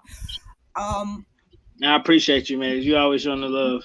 You know what's up. But Last Saint's on, so I'm going to mute myself for a bit and have a drink. I was looking at the chat. I thought you meant, like, you know, last Saint had a stream going on, but he on the cast. What's up, Last Saint? That's the last Saint that I could ask about what's been going on with the New Orleans Saints, man. I ain't heard from you in a while, bro. I don't know if he probably I don't even think he on mute. I don't even see it pulsating. No, he's not on mute. Oh yeah, I was on mute. I was talking, but it's off. What's happening? Good to see you last night, or hear you at least. Yeah, good to see y'all too, man. I had a hiatus. I had to take a mental break. It's like I was going through a lot, and I was like, ain't no point in even doing this for now. That's how it is, man. Yeah, sometimes definitely. You have to, as D. Marshawn you good said, now? As D. Marshawn said, you have to get your chickens and your mentals in order. So sometimes you have to step back. Oh yeah, man, definitely. I am back. I am doing videos and whatnot. Just not going as hard as I was before, because I ain't gonna lie, when I started, I was going crazy. But you know, things just started happening in life randomly, so I had to recalibrate and rewind. You know what I'm saying, before I can get it in. Yeah. Nothing wrong with that if you need it. Nothing less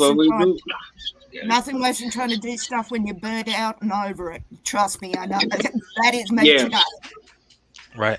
And you know, I got a friend, you know, he's going through some things too, man. You know, it was random, man. You know, sometimes I be thinking it's just God randomly, you know, having us doing things, you know, because it's like it's 10 minutes before I work, and I randomly text him and say, hey, what's up? And he's like, I'm going through some things. And I'm like, what's wrong? And then he tells me, you know, he took 20 pills and he went to bed last night. And I'm just like, hell no. You know what I'm saying? Hell no. Oh, goodness. So, you know, I'm out here trying to reach out to him, man. I had put some videos out, you know, trying to inspire him and, you know, get him to, you know, push forward, man, you know, bad occurrences and things like that. Oh, goodness. You know, where you at, man? Is he all right? As far as I know, he's okay, man, but you know, he's still going through some things. Yeah, he probably and as we all do, man, it's not the thing we go through, it's how we get through those things that really mean the most. We all gonna go through these horrible things, these random things that may seem random, but I promise it's not random. It's all according to some plan, something, man. And look, it might sometimes that sounds delusional, man. But you know what? That's what I have to hold on to in my faith to understand. That this has to be some coincidence. This has to be some lesson needs to be learned. Some barrier put in my way for something that I think I want that I don't. Something I think I need that I don't. You know, God denied me for one reason, or taking somebody from me for some reason, or taking a job from me for one reason, or I have to think that way because, you know, every day I want to learn something, and I have to take the lessons from the things that I've lost. And if I don't think of that this ain't correlated to some plan, then what the lessons is, what curriculum is that? You know, what am I trying to do? You know, and that just kind of defeats my whole concept of trying to learn from the things that I know I took L's from. So, you know, it seems so random, but you know, it's all for a plan. It's all for a plan, man. Um, I said earlier on the podcast about I want to get on with the show, but I want to ask people for prayers later on in the cast after we got, you know, everything out of the way. My mom has she's a 8-year survivor of cancer. She had cancer on her throat. Beat it, whipped his butt. Like I said, 7-8 year survivor now. She's she's been fine, and she goes through a checkup and everything. But she just recently got some nodules on her lung, and they did a biopsy on Friday, and we waiting on the results for that. But we giving it all to God, and we just we endure, and we just keep moving. Sometimes I may seem kind of lost at words, or, you know, kind of just, you know, in a distance. It's just things that I kind of that goes on my end that I kind of don't express too much. But I'm definitely asking for you guys' prayers and your words of courage and kindness for my mom, and to pray that those results come back, that, you know. As one who has lost several people to lung issues and cancer, last one being my father, Crush, give your mum a hug for me, will you? And tell her she's got them from Paul Ellenbear and I down here. Oh, gosh. Yeah, my dad died of third stage emphysema, which is, of course, third stage lung cancer. Oh, yeah, it's hard. It's hard. Oh, gosh. It's hard. Saint, can I just say, thank God you reached out to that friend. I've lost so many people to suicide, as Crusha and Hoodie know. And I am actually an ambassador for a suicide prevention charity down here called Are You OK Day. God bless you for reaching out. Is there any way that, like, are you close to that person that you can go and check on them, or do you have people that can check on them, check on that person for you to let you know what's going on?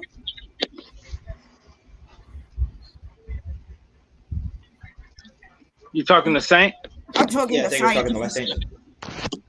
Oh yeah, man, I'm in constant contact with him, man. He's in the chat right now. Oh, is you he? know what I'm saying? Definitely speak with that person all the time. You know? Just one of the things we have what we call the 4-step questions for Are You OK Day. So it's ask the question, are you okay? Your friend's clearly not. Yeah. Hey man, look, I'm gonna say this. Look, man, you know, hop in right now.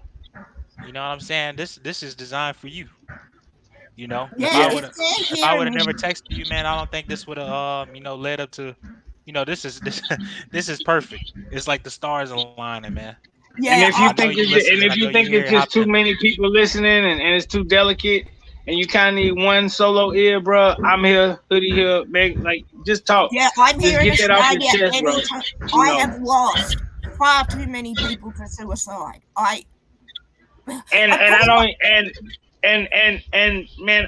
I'm gonna tell you, I think this is the same person I was talking to my dog last week, bro. Man, everything happens for that purpose, dog. Sometimes that you gotta go through these things to learn from it. Learn yourself. Absolutely. Learn yourself. Better yourself. You can't get to a point where you loving and providing for someone when you're not there for yourself. And you got to get there, man. You got to get there before you can get anywhere. You got to get there. You got to get there. You know, when people leave you behind, or people break up with you, or you go through these things where you feel like you're not worthy enough, then you have daily affirmations to let you know you're worthy enough, and you really look in the mirror and really think of things that you can improve on in life and things that you can do, that you don't have to worry about someone breaking your heart or taking anything from you, because you possess all of your spiritual attributes. Everything that you are is all you, not depending on any person. And that's where you have to get in life. You have to get in life to where you can or you cannot be with somebody, and it doesn't make a difference because you got yourself. And I want you to get there, man. I don't want you to think this is the end of it. You got a beautiful woman out there. You got your wife out there. You got your family out there. And you got to not hurt that person from what you going through right now. You got a chance right now to abolish that hurt from your heart, to move on from that. If you ain't going to do it today, it's going to be hard. I know it. You got to keep working at it. So when you do find that next person, you don't repeat the cycle of hurting. You don't repeat the cycle of breaking up, going through it, up and down, restarting. Erase that hurt right now. Erase the problems. Erase everything that happened that make you feel like you are less of who you are, because you are who you are. You're more than who you think you are. You have to realize that. You have to get that from yourself. No person on this earth can give you that. No money on this earth can buy you that. You have to get yourself, man. And we love you. We love you in this community. You strong. You a soldier. You gonna make it. You know, these hardships, they do not last. The lessons from them, they do. I promise you. And you're gonna be better for it. That's what we do as we grow older. We evolve, man. We get more experience. And this is what this is for you right now. I promise you. I promise you. If you don't feel like talking about it, if you don't feel like, expressing it, no, I get it. That's why I'm talking to you right now, and I hope you listen. I hope you're listening. When people want to leave you behind, let them leave you behind. Yeah. Because show them what they left behind. Show them what they left behind. Not for revenge, not for trying to get back at them, for the simple fact that you have loved yourself for the last few years more than you have ever loved any other person, any other thing in your life. And when they see you again, you're going to exude that love for yourself, right? You're going to exude that confidence for yourself, right? That's how people know you've gotten over them.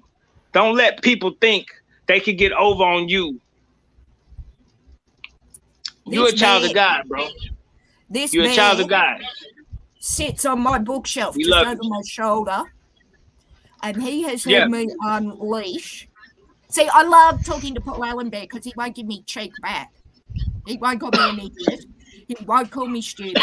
So I unleash on Bear or Grogu behind me.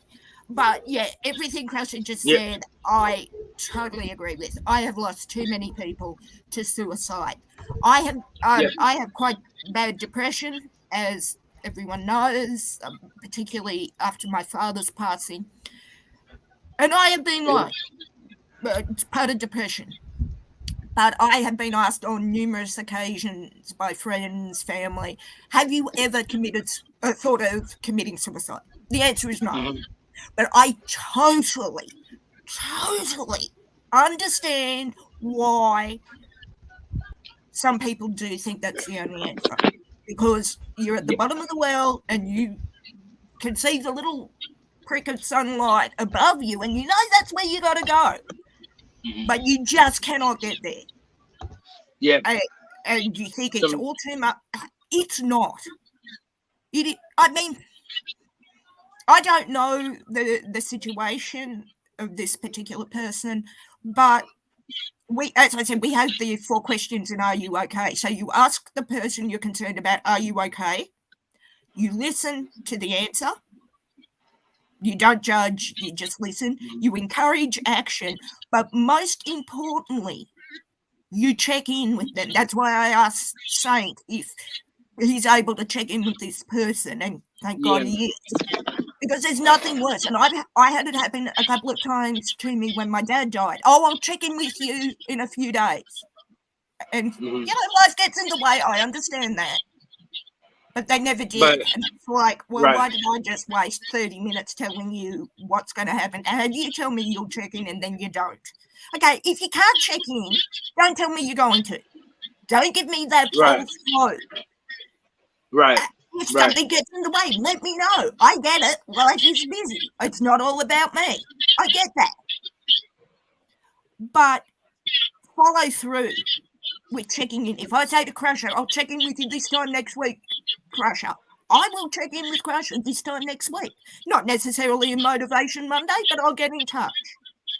Because the feeling of utter loneliness that would drive, well, it didn't drive me to, but as I said, I understand how it can. There's no judgment. If someone comes to me and says, I'm topping myself, there is no judgment, because while I've never been there in terms of being that low, I totally get why you would feel that way. Yeah. And the best thing that I ever had, and I've told this story before, and I just found it, was I love Tinkerbell. Tinkerbell is my spirit, and my spirit pixie. And one of my best friends couldn't be at Dad's funeral because she was going interstate. That was fine. We had a church full, she probably wouldn't have found a seat.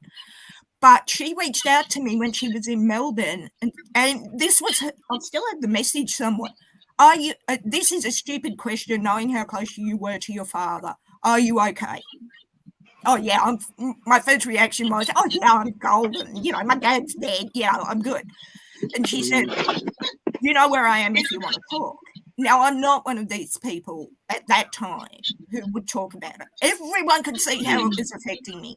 Everyone knew that if they came to me and said a word about it, I was going to tear their head off, because I just wasn't good mentally. I had big old throat. And the whole thing. And it wasn't. I just was about to say that. It wasn't till about my dad. Oh, it was my dad's birthday, which was, he died in March, so it was the August following, that I messaged her and said, you know what, I am not doing okay. And she's like, we'll catch up and we'll talk. And we did. And it was like, what surprised me, and other friends did the same, was they weren't doing it to be polite. It's like my anxiety and depression had made me think, Crusha's coming over for a coffee and a chat. Oh, he's just doing that to be nice. He doesn't want to be there, But to my amazement, these people actually wanted to be there. It wasn't like, oh, you got 2 minutes because I've got something to do.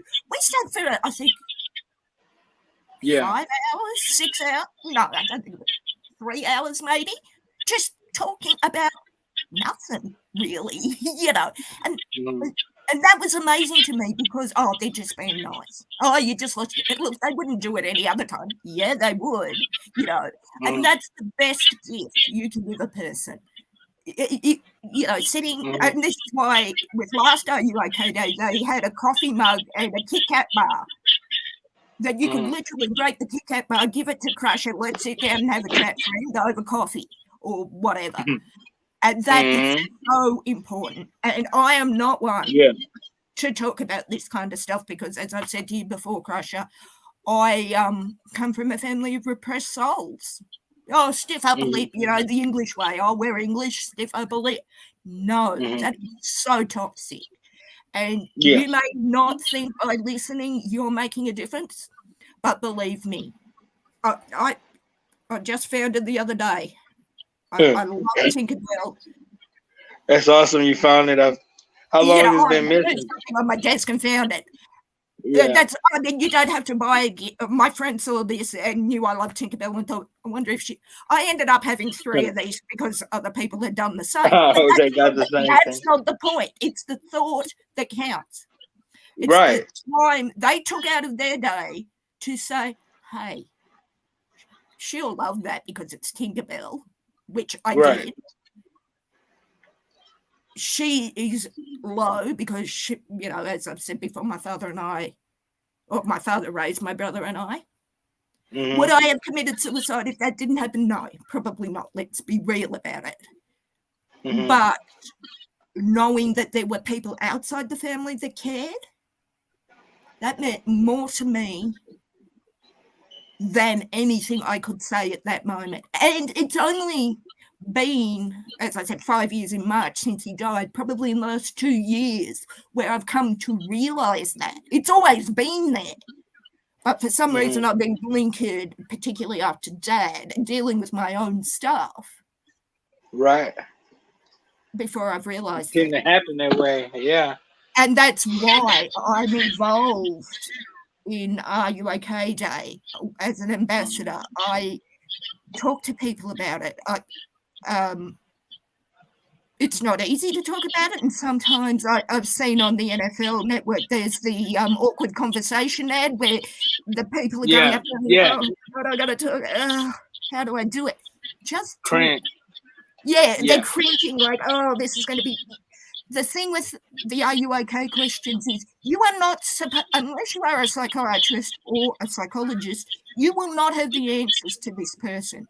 For this person, and all I needed was someone to say, you know what, it's okay that you feel like shit about this, right? And give me permission to feel like shit about it, right? Instead of being stiff upper lip and carry on, which, as I said, for 42 years previously was all I was doing. So, that's not the way to live. But Crush, give your mum love from us down under. All the love, man. I will. I'll go via the church and light some candles, because that's another thing that happened last week. You been going to church? I have not been to church often since my father died, because and I was really confused about a few things last week. I found myself sitting in church praying the rosary and taking communion, and it was like. Good. It was like, oh shit, really? We're doing this again? Yeah. Really? Yeah. Back in town. It didn't answer the questions I had, made me more confused, if anything, but it's like, maybe I'll go back. I've been edging. I live diagonally opposite to our church and have a church out that window. So as my brother said, it's right. I haven't committed to going back fully. Right. You're taking your steps to get there. But it was like, wow, I'm back in church. This is oddly strange but comforting. But so I've spoken enough, guys. So I'm going off camera now. So there we go. That was perfect. I had the same experience with church. But I'm glad that you found some meaning in that, Megs, even if it might be distorted still, or you might not have gotten what you want. You might, you keep going and you might hear something that you really need to hear. And as I told you, I don't know if I told you, Crusha, but I told Hoodie that I went to, my dad's anniversary is the 26th of March. And which was a Saturday this year. And I said, I'll go back to church for his anniversary. It's a thing I'll probably start doing more of. And I shit you not. Do you know what the gospel reading was that night when I went back to church for the first time in 5 years? The prodigal son. About the son who leaves the family, goes and, squanders his wealth, and his father welcomes him back. I kid you not. And I was sitting directly opposite the pulpit, and I looked at the priest, who's grinning at me as he's reading the gospel, and I'm like, are you effing kidding me? Is this that's what I'm saying. It was so insane that was the gospel reading. It's like, you're kidding me. You have to be kidding me. And I was talking to him after I went last week, and it was like, hey, you're meant to be here, even though you don't think it at the moment. But it was hilarious. I'm looking at him going, really? This gospel reading when I come back for the first time in 5 years? Are you kidding? But we had a good chuckle about it, and I thought that was rather amusing. Yeah, I mean, so relative to everything, and of course you wasn't knowing what the sermon was going to be about. So yeah, I mean Yeah, that's not it coincidence. was just like my dumb luck that this is the first time I'm back in 5 years, and this is what you're giving me. Thanks, God. Yeah, Thanks. yeah. He put it. He There's a was in. sign there somewhere. Yeah, he was helping with the sermon. Say, "Old Meg's gonna be in the building. We Well, gotta switch it up." oh, hang on. Is the church going to fall down? She's back. Oh, no, Yeah, yeah, yeah. I remember as our priest started the reading, there was a huge downpour of rain for about 5 seconds. And it was literally like just in one bucket load, and then it moved on. And I'm like, yeah, okay, you're really giving me the sign here. All God, type of God time. be so crucial with it. It's like What literally is blowing going up. on? Yeah, I mean, and that's what I'm saying. You know, it even if it is coincidence, it happened in a way that affects you, and it seemed like the things are stringed together. Even Yeah, if it is a coincidence, it still affected you like a story. It still affected you like proceedings and yeah, cause and I'm effect. very superstitious. I mean, you've heard me talk about the number 12, and my jersey number for the Seahawks is 48 because 4 and 8 is 12, and I was born in the 12th month and all of that. But I started wondering if it was more than coincidence. A, the gospel reading was the prodigal son. B, the biblical downpour for all of 2 minutes as he starts reading the gospel, and everything else that has happened in the last 5 years. It was like, I'm not sure what this is, but, seeing my father twice, standing in front of me twice after he died, all of this stuff, it was like, yep, okay. But anyway. Yeah, I mean, that the steps of grief is so unimaginable, man. I couldn't imagine. But I know you're strong, and I know you're getting through it, and I know your grieving is different from other grieving, but Exactly. all in all, Meg, it seemed like you handling it, and I just want to commend you, and wish you thank you, Crush. continue. That means a lot, because somebody said to me that you don't stop grieving. You don't run away from grieving. You just adapt to have it as a part of your life. And given that my father and I raised my younger brother and I after my parents' divorce, as I said, a daughter's father is her first love, and all men are measured in his image. I have more. I think now I'm at the stage. I'm going to Seattle, or going to LA and Seattle, and possibly Munich in September. I have far more to be grateful for, even with everything that has happened in the last 5 years, especially what has happened in the last 5 years. I've learned to cut out toxicity, toxic people, not to be a people pleaser as I was. I mean, I still am to a lesser degree, but if I don't like something you've done to me or to my family or something you've said, I will say no instead of just going with it. It's a very gradual process. I mean, it's, my grandmother died 22 years ago. My grandfather 17 years ago, and I still miss them like hell. But you learn to deal with it. And somebody posted a message to me that they're never really gone. They're just there in a different form. And someone told me about if you see a feather dropped from a bird, and I'm looking at Blitz the Seahawk as I say that. Then it's always there. That's even further proof. Yeah, it's a sign from above. I've seen four feathers standing up in the grass in my front yard in the last 3 weeks. So they're giving me a sign. I don't know what it is. Maybe that the trip is going to happen.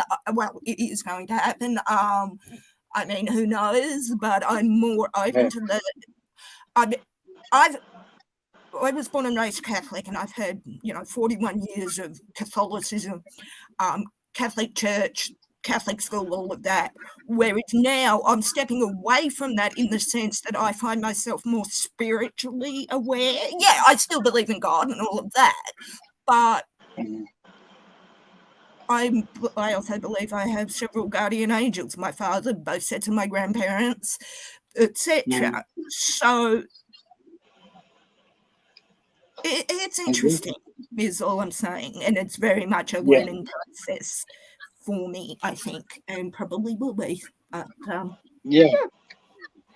It probably, it more than likely will be, but I know you learning and adapting and evolving. So, and that's all we can do. That's all we can do. And I'm proud of you for that. I'm proud of you for that. Thanks, Crash. I said, things are hard, 5 years ago, I would never have done what I'm doing now, whether I'm Brandon's chat, your chat when it comes, Hoodies, like I would never have spoken about it. So thank you to Hoodie and to everyone in the Who Dat Nation for making Paul Allenbear and I, as Seattle 12s, feel safe enough to be able to do that, Yeah. Always. Yeah, football is one thing, competitive energy on football field, fandom, debates over teams, talking about, that's one thing. Another thing is this thing called being human beings. And this thing called having this connectivity being decent human beings as well, I think, Crusha, because there's human beings and then there's decent, good, kind, beautiful people like are on this chat, on Brandon's chat. Yes, and you can see that I have my two favourite Seahawks on my profile photo now, and I get much grief for both of those, but, it is what it is. So, well, you're on a Saints podcast. You're going to get a lot of grief for a lot of things. Hey, you're still better than DK and Tyler. Yeah. I know we don't talk about football today, Hoodie, but you're still better that they've just re-signed. Yeah. So, what is. Yeah. Y'all, and that's another podcast. But like I was saying, this podcast is really just about letting people know that they're not alone. And through it all, it's problems, and you go through things. But we just try to want to motivate somebody today, motivate somebody to think different, motivate someone to keep going. When it as I said, you're at the bottom of the well, looking up, going, "Good God, I've got 500 meter scramble up there, and I can't get a purchase to put my foot on the first step." That's what's so beautiful to me is that Hoodie and you, Crusha, facilitate this gathering of ideas, of experiences, of commonality in those experiences, even though, as I said, it's not good to compare. So that there is a community, and again, that's what I love about the RUAK community. Every one of us in that community, which is nationwide down here, has experienced suicide in some form, whether it's friends, family, whatever. Right. And we come together to say, what, this is bullshit. We've got I think a 17% suicide rate from young ones from 18 to 25, or something might even be higher than that, which is bullshit. That is excuse my language, Crusha, sorry to curse, but it just makes me so upset that these beautiful young people, one of my friend's 14-year-old daughter committed suicide, and her father found her because he's a local police officer here. It's just mind-blowing to think these young ones who need our help. We just, thank the Lord, had a change of Prime Minister down here. And the reason I voted for this particular person was because he is going to put money into mental health. I don't know what it's like in the States, but my brother's partner's eldest child, my brother's stepson, is having severe mental health issues. But we live in a country town and there's no one to help. Yeah, we have a suicide hotline, Yep. We have several down here, and we have one specifically targeted for young people, as well as lifeline and so, but it just makes me so angry that those in power, and it's a rant for another time perhaps, but all I'll say is that our new Prime Minister Albanese, is putting a great deal of money into mental health. Thank the Lord. But it should have been done 10, 20 years ago and wasn't. And that's why I'm so angry about it. But so happy that we've got a change of government down here. But anyway, someone else has jumped on, so I'll pipe down. Is that D? I think we just really on here just all chatting about different things anyways. Oh, I've spoken too much probably, so it's all good. Yeah. Yeah, that's Big What's D, up, man. Derek? Who that to you, my dog? What's good with y'all? How y'all doing tonight, man? Look, chilling, cool.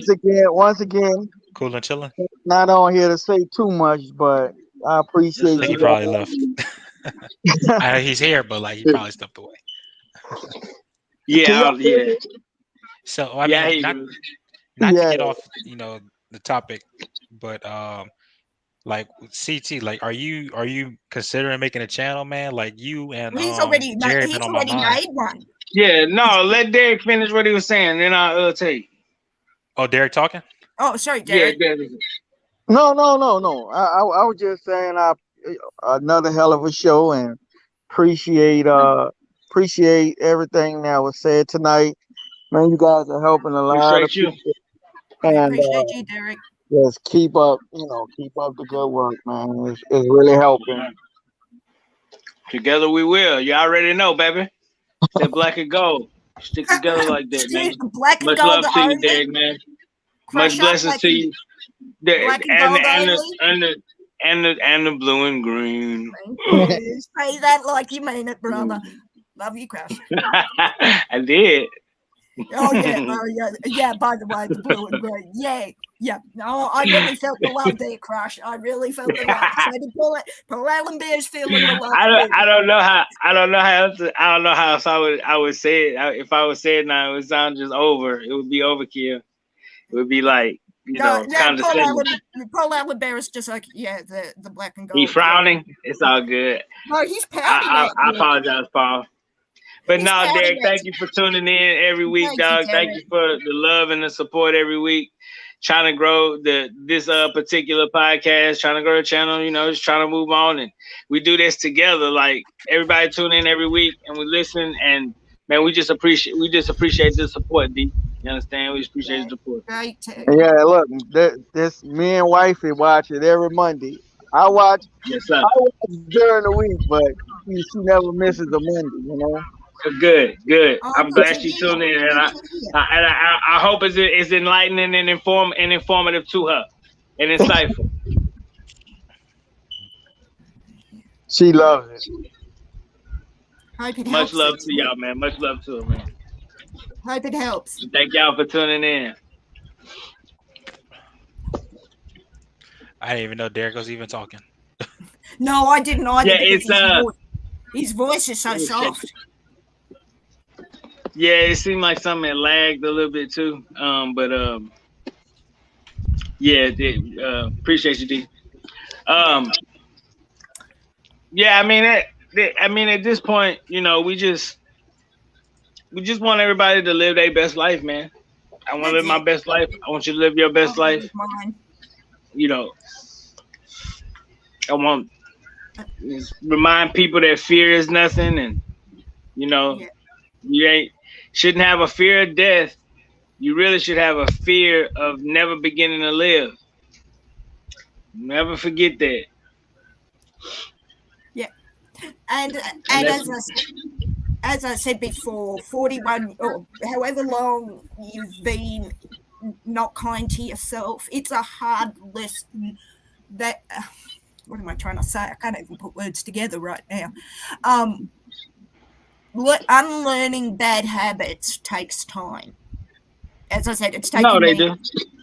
It's not going to be, I'm well, I'm fine. Well, maybe you are, but give yourself permission to take steps backwards. Like, it doesn't always have to be this continual forward momentum. Good when it is, don't get me wrong. But You're good in your bad days, you know, and your boundaries. Acknowledge them. Like today, as you can hear, I'm quite nasally.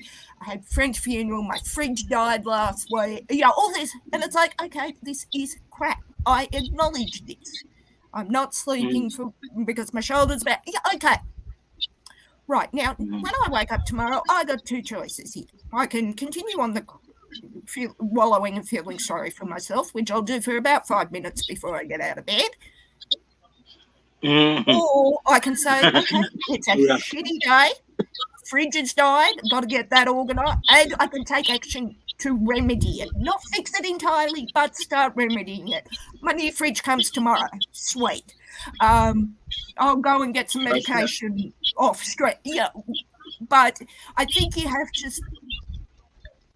acknowledge but not wallow, if that makes sense, unless you are one of these people, and there are some that do wallow. And I'm not saying that's bad, but you've got a choice.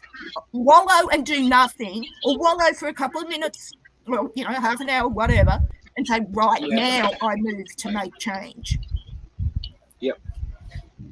Yep. I mean, I feel like you have to stick with the issue long enough to learn something from it, but not long enough to burn from it.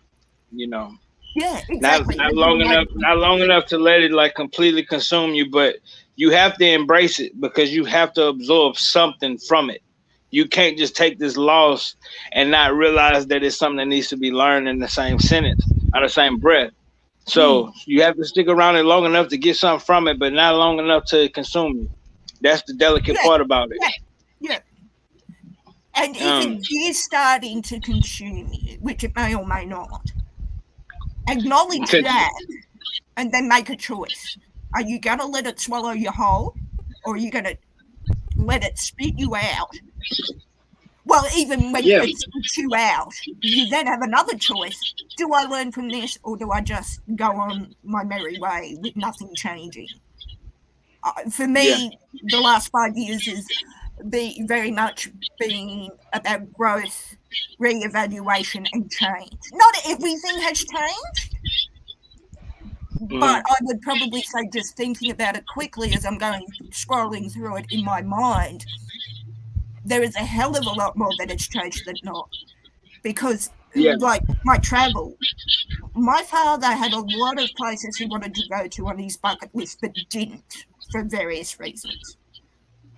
I am not going to be that person who leaves anything on the bucket list when I'm on my deathbed. I might go bankrupt several times over in the attempt, and I fully expect to, but there's going to be nothing left for me to do when I'm on my, well, yeah, we'll see, but I'm one of the, you know what I mean? Gotta say the same.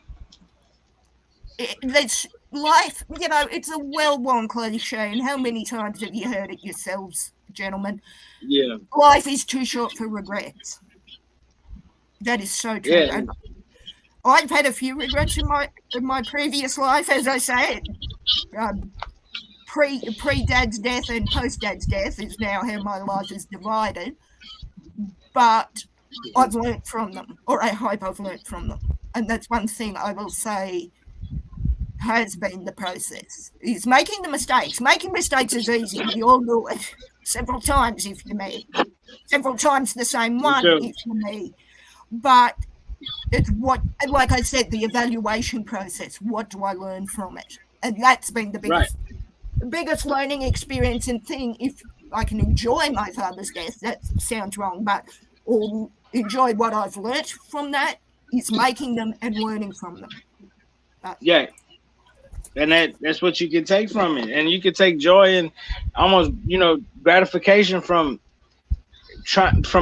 evolving and adapting with your grief and hanging on and living life. Adaption. That's the word, Crusha. Adaption. It is a process of adaption. Evaluation, reevaluation, and adaptation. Exactly. Yep. Anyway, fellas, I didn't realize it's 11 o'clock down here, and I need to go and do some shopping. So, yeah. Oh yeah. I'm going to keep quiet. Man. Much love to you, man. We appreciate you calling, and you already know every time. Calling anytime. Yep. No, I didn't realize it was so late. I thought it was only 10:30, and then looked at the clock and gone, "Oh my God, it's 11 o'clock! And I need to go and get some food because I'm starving." But no, a pleasure as always. An absolute pleasure as always. Thank you for having PGAB and I, as always, Hoodie, and yeah. So no problem. You're always welcome. Thanks. Take care, guys. Take care. You have a great night. Alrighty, y'all. But with that being said, I do appreciate every single one of y'all being on the show. Especially the ones that come up here to give their thoughts and everything on the show as well, you know. So I do appreciate every single one of y'all for coming on, letting y'all minds out, you know, letting us know what's on your mind. Also, shout out to everybody that was in the chat that was watching the whole time. Also, hit that like button on your way out if y'all haven't already, you know. And also hit the subscribe button if y'all are new to the channel.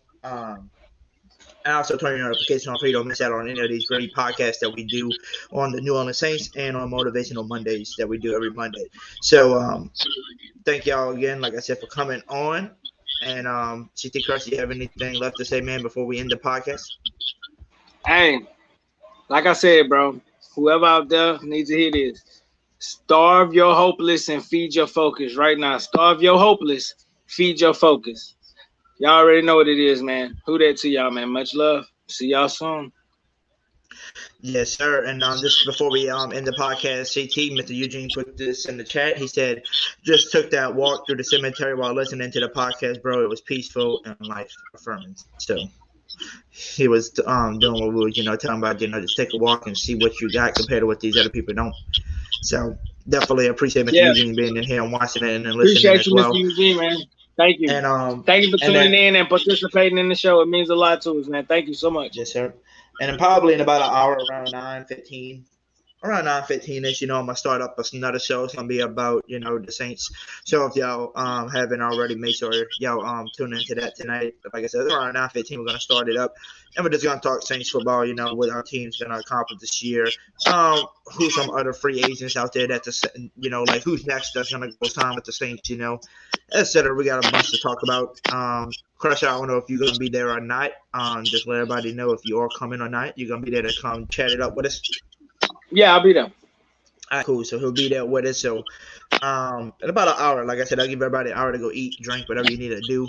Get your popcorn ready for the exciting show where all the Saints fans will be on here chatting it up with us, going nonstop about, you know, who should be next to sign with the Saints and etc. But with that being said, thank y'all for supporting us. Supporting the Motivational Monday show and everything. And like I said, we'll be back here next Monday on this show too as well. But like I said, tonight we'll be back on the regular channel, you know, the regular Saints topics at 9:15. So give y'all about an hour to get ready. So with that being said, we love every single one of y'all. And all me and Crusha can tell everybody is one thing. Stay motivated, baby. Yo. It's your boy CT Crusha here checking in. Just wanting to remind y'all to go subscribe to my homie Hoodie Jube for the Hoodie Jube live podcast. We talking pressing topics here for you every night of the week. Hit that ding dong bell to make sure you don't miss an upload. Come join in on the conversation. Help us expand the community. We do a lot of giveaways, give away to a lot of charities, giving away to the local children's hospital. And oh, by the way, if you want a chance to win free NFL tickets, yes, I said that, free NFL tickets, make sure you subscribe and hit the ding so you don't miss a chance to win free NFL tickets. Peace out.